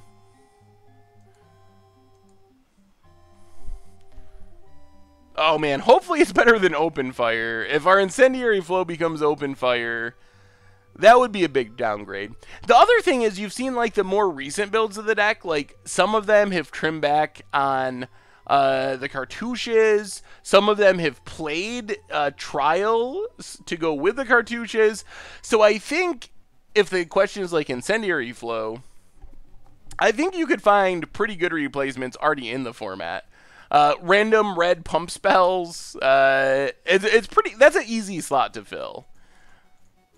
I guess the more sketchy one would be: is there a Falcon Wrath Gorger replacement? Has what listed at 300 tickets? Modern Masters Edition Value Pack. I don't know what that... I'm not sure what that means. Or what that is, actually. Giant Adaphage. When it deals combat damage to a player, create a token that's a copy of it. Ugh. Okay. I did not get the P.O. box yet. It's still on my list. It's happening. If you follow me on Twitter, don't worry. As soon as it happens, maybe it might be tomorrow. Magic Online is during downtime tomorrow, so maybe tomorrow will be the day that I get it done. Because downtime means that's a big chunk of time that I can't be doing videos anyway. So I will definitely let you know as soon as it's done, and I will also tweet about it and stuff if you don't want to wait until the next stream, but I will definitely make sure to announce it. Yeah, it's going to downtime pretty soon, I think, like 3 a.m. or something. Ooh, Bosch. Bosch is good.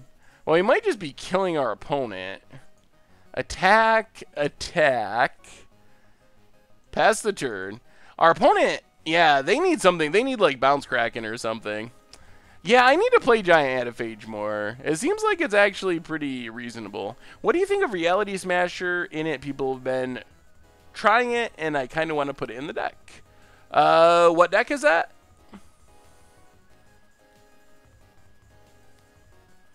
Opponent. So I think our opponent's got a block and block. Blocks, yeah. Sure. Pass the turn. I was looking for a way to cast creature spells for free so you could play all the worms of your deck for free. Couldn't find anything. Yeah, that's a tough one. That's casting stuff for free. Oh, no. Well, we got to kill our opponent quick because Vorinclex is super obnoxious.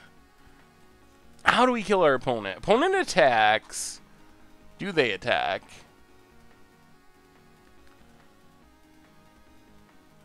Can we kill them? Blocks, blocks. 1, 2, 3, 4, 5. Ah, it's not enough. Alright, so remove. Is there a chance we lose from here?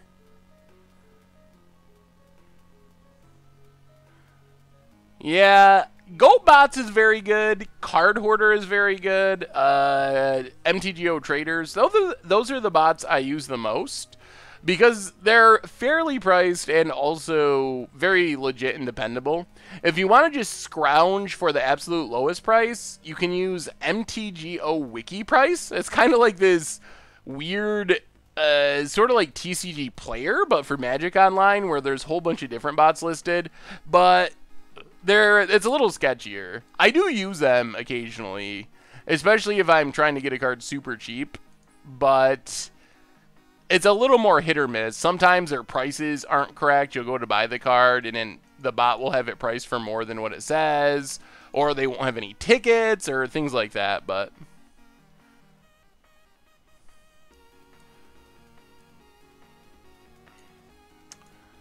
remove a counter, sack a creature, put a counter. 1, 2, 3, 4, 5. Oh, we don't have enough. We don't have so we play the land, put 5 counters, 1, 2, 4 counters on here. We hit for 6. Okay, that works. Yes, Vorinclex. I gotcha.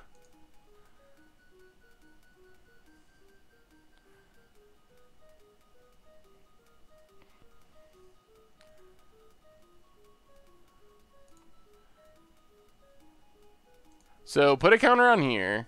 Wait, I don't want to accidentally sack our flyer.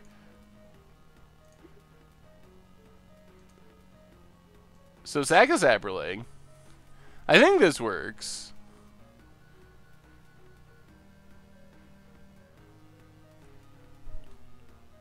Oh, this doesn't work, does it? Are we... we gotta get this to... Yeah, this works. I think I was correct. We just got to hit for 5, and then we botch them for 6. So if we get this to 5, sack bosh for 6, that's 11.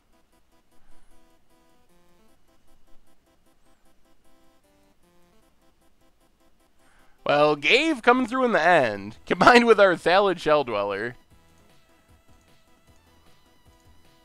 Sack, sack, sack.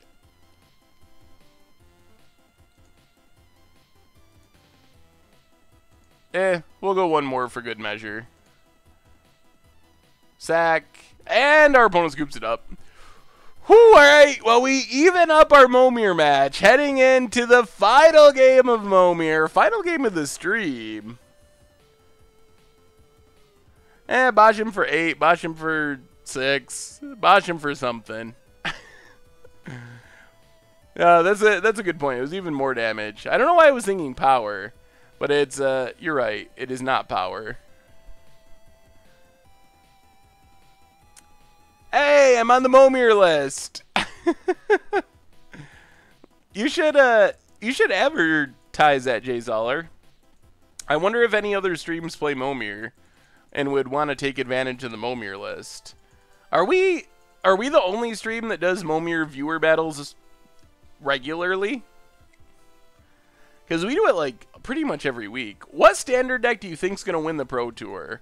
Hopeful that it's something spicy. The format feels really wide open, but if I had to pick, I'm gonna say mono red aggro. I feel like that deck is actually very strong. Earthshaker Kenra is very good. The deserts are insanely good, so I'm gonna go with that. I'm going to say mono red. I feel like this is the best red deck since we had a Tarka red. I have never, in my entire life, hit a Momir. Hit a Phage in Momir. That includes forever. And I used to play Momir before I streamed. I would play Momir they used to have Momir like daily events a long time ago, the like old equivalent of leagues. So I played Momir for a long time, and I know I gotta be for being unlucky, I gotta be the luckiest Momir player, because I know the odds are in favor of probably me hitting several Phages by now, and it just never happens. I never hit Phage. We get a Tenant. Opponent has Prodigal Pyromancer. That's one of the things I was thinking about building around for the old Commander Clash. Yeah, Reality Smasher does some... It depends on the build. That's one of the interesting things to come out of the Pro Tour, I think, is... what is the best mono red deck? Because we've seen some that are kind of going big. Eben Drake. Well, 3/3 for 3 is good, and no one ever casts a spell in Momir, so that's actually pretty strong in Momir. Pass the turn.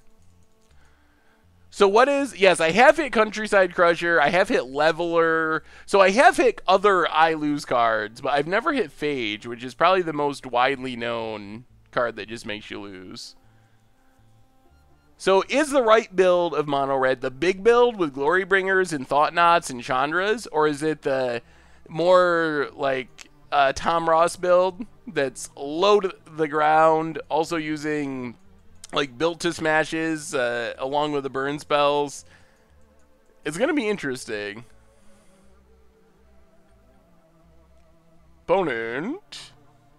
Borutos Liege is not bad. Also pumps his Prodigal Pyromancer. Oh, I was thinking of doing a blue pinger deck for the old Commander Clash. It's funny, if you're a new player, it's funny to think that in the old days, Prodigal Pyromancer was a blue card, and actually most of this cards with this effect were actually blue cards and not red cards. It's such an odd thing to have in blue's part of the color pie, but that's how it was. Wait, does this have flying? It does not, okay. Yeah, and there's Charisma, I think it is. A 3-mana blue enchantment. It is super old, so it's in the card pool. But you enchant a creature, and whenever that creature deals damage to a creature, you gain control of that creature. So I thought about trying to do some sort of jank with, like, Charisma on, on a blue pinger. Makor or something. There's so many blue pingers. Saquata Firewalker.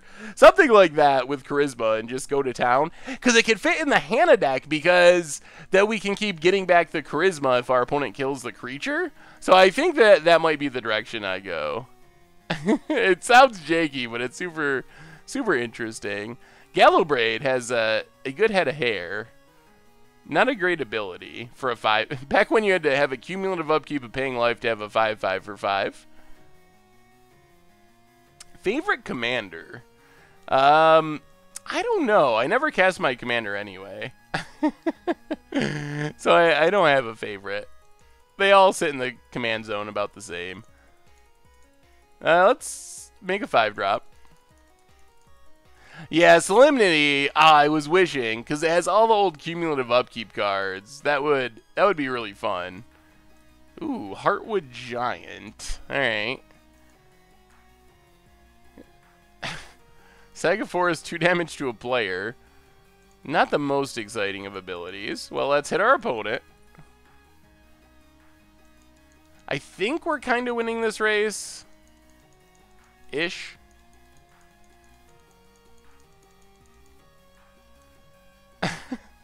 The hair cracks me up. The hair doesn't go with the horror body.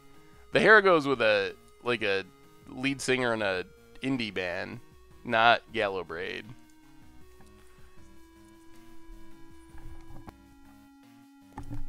I was thinking about playing Polar Kraken as my finisher. It is just like the biggest, baddest finisher.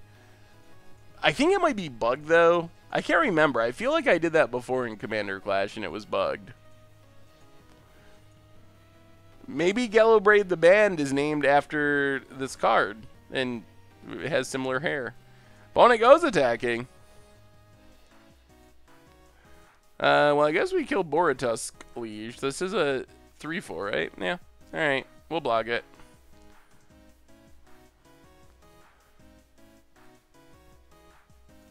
So Momir is based on this Vanguard card of Momir. And there's a whole series of these, actually, that have different abilities. And one of the abilities is your starting life total is increased by 4. So they had different ones that mess with your life total and stuff with the Vanguards. And that just happens to be what Momir does. So our record was 2-3. But we're hoping to salvage that with a win in Momir, bringing our overall record to 3-3. Bona has a Brass Herald. Do I get tired of explaining Momir every stream? Not really. I'm kind of used to it. And I kind of expect it because Momir is a weird format. So if I was explaining Standard every stream, it would probably get old after a while. But Momir is a weird, unique format, and I don't really expect everyone to know it. So, What's the most CMC you've managed to get in Momir? Definitely get up to 15. 15 is kind of the end goal. If you hit a effect that can draw you extra cards, you can get up to 15 without running out, and then you just keep spinning for Emrakul. Also, a lot of times now, you just go to 13, because 13, you just get new Emrakul, and that's the only 13 drop, while there's actually multiple 15 drops, so you're not guaranteed to get big Emrakul. But if you go to 13, you're guaranteed to get the new Emrakul, the Promised End. And even though it's not as annihilating as Big Mama Emrakul, still 13-13 trample is pretty good in Momir. That's the turn. Will there ever be a variation of Momir in Paper Magic? I've heard about some people playing it. Avocados on hot dogs? Nay. Definitely nay. I've heard about people playing it. You just have to make piles of things at each converted mana cost. So 100 to 1 drops, 100 2 drops, 100 3 drops, however you want to do it. Kind of like a weird version of a cube almost. I think that's the cool part of it is if you do it in paper, you can kind of curate your list a little bit. You obviously wouldn't have every single card of every converted mana cost because it just wouldn't be practical. But you could make a really cool Momir cube type thing. Like fill a deck box with each converted mana cost of just the super sweet creatures and play it like that. Well, here's our next chance to break the mold and get a Phage. Instead, it's Eternal Dragon. Our opponent has this big flyer, which actually keeps us from beating down. So let's pass the turn. I think you're right. Yeah, the Card Kingdom Mox Boarding House website did have one of their players built a paper Momir. An Uncube. Uncube could be fun. Now that there's more Uncards for the Uncube. Bone it. Not a Phage. Oh, God. Plated Crusher. Crushed many a game. It's big. Alright. Well, let's get a good 8 drop. If we can get a big hasty flyer, we should be able to win, potentially.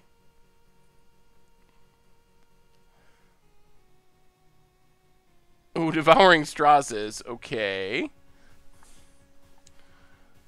What if we attack, attack, attack? Opponent has to block here. Yeah, this works. Alright, attack with our flyers. I think we got there.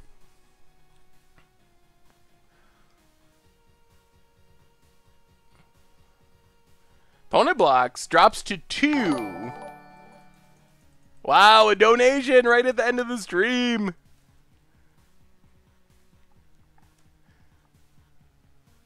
$2.50 from Facebear. Hey, Seth, I love the stream and your articles. I have played Control and Standard for a while, but other than splashing back for Bolas, do you see a reason to play Grixis as opposed to Blue-Red Control?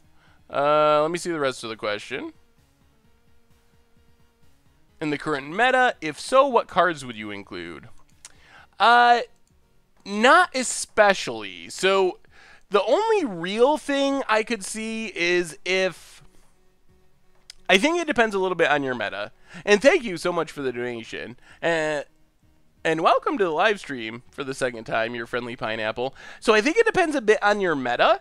I think the other advantage I can see for playing black is you get access to discard in your sideboard, lay bare the hearts and stuff like that. So if you also get access to like dispossesses, Lost Legacy, if combo decks are a problem. So you do get some interesting options if if control is very popular in combo, especially artifact-based combo for dispossesses like the God-Pharaoh's Gift decks and so forth.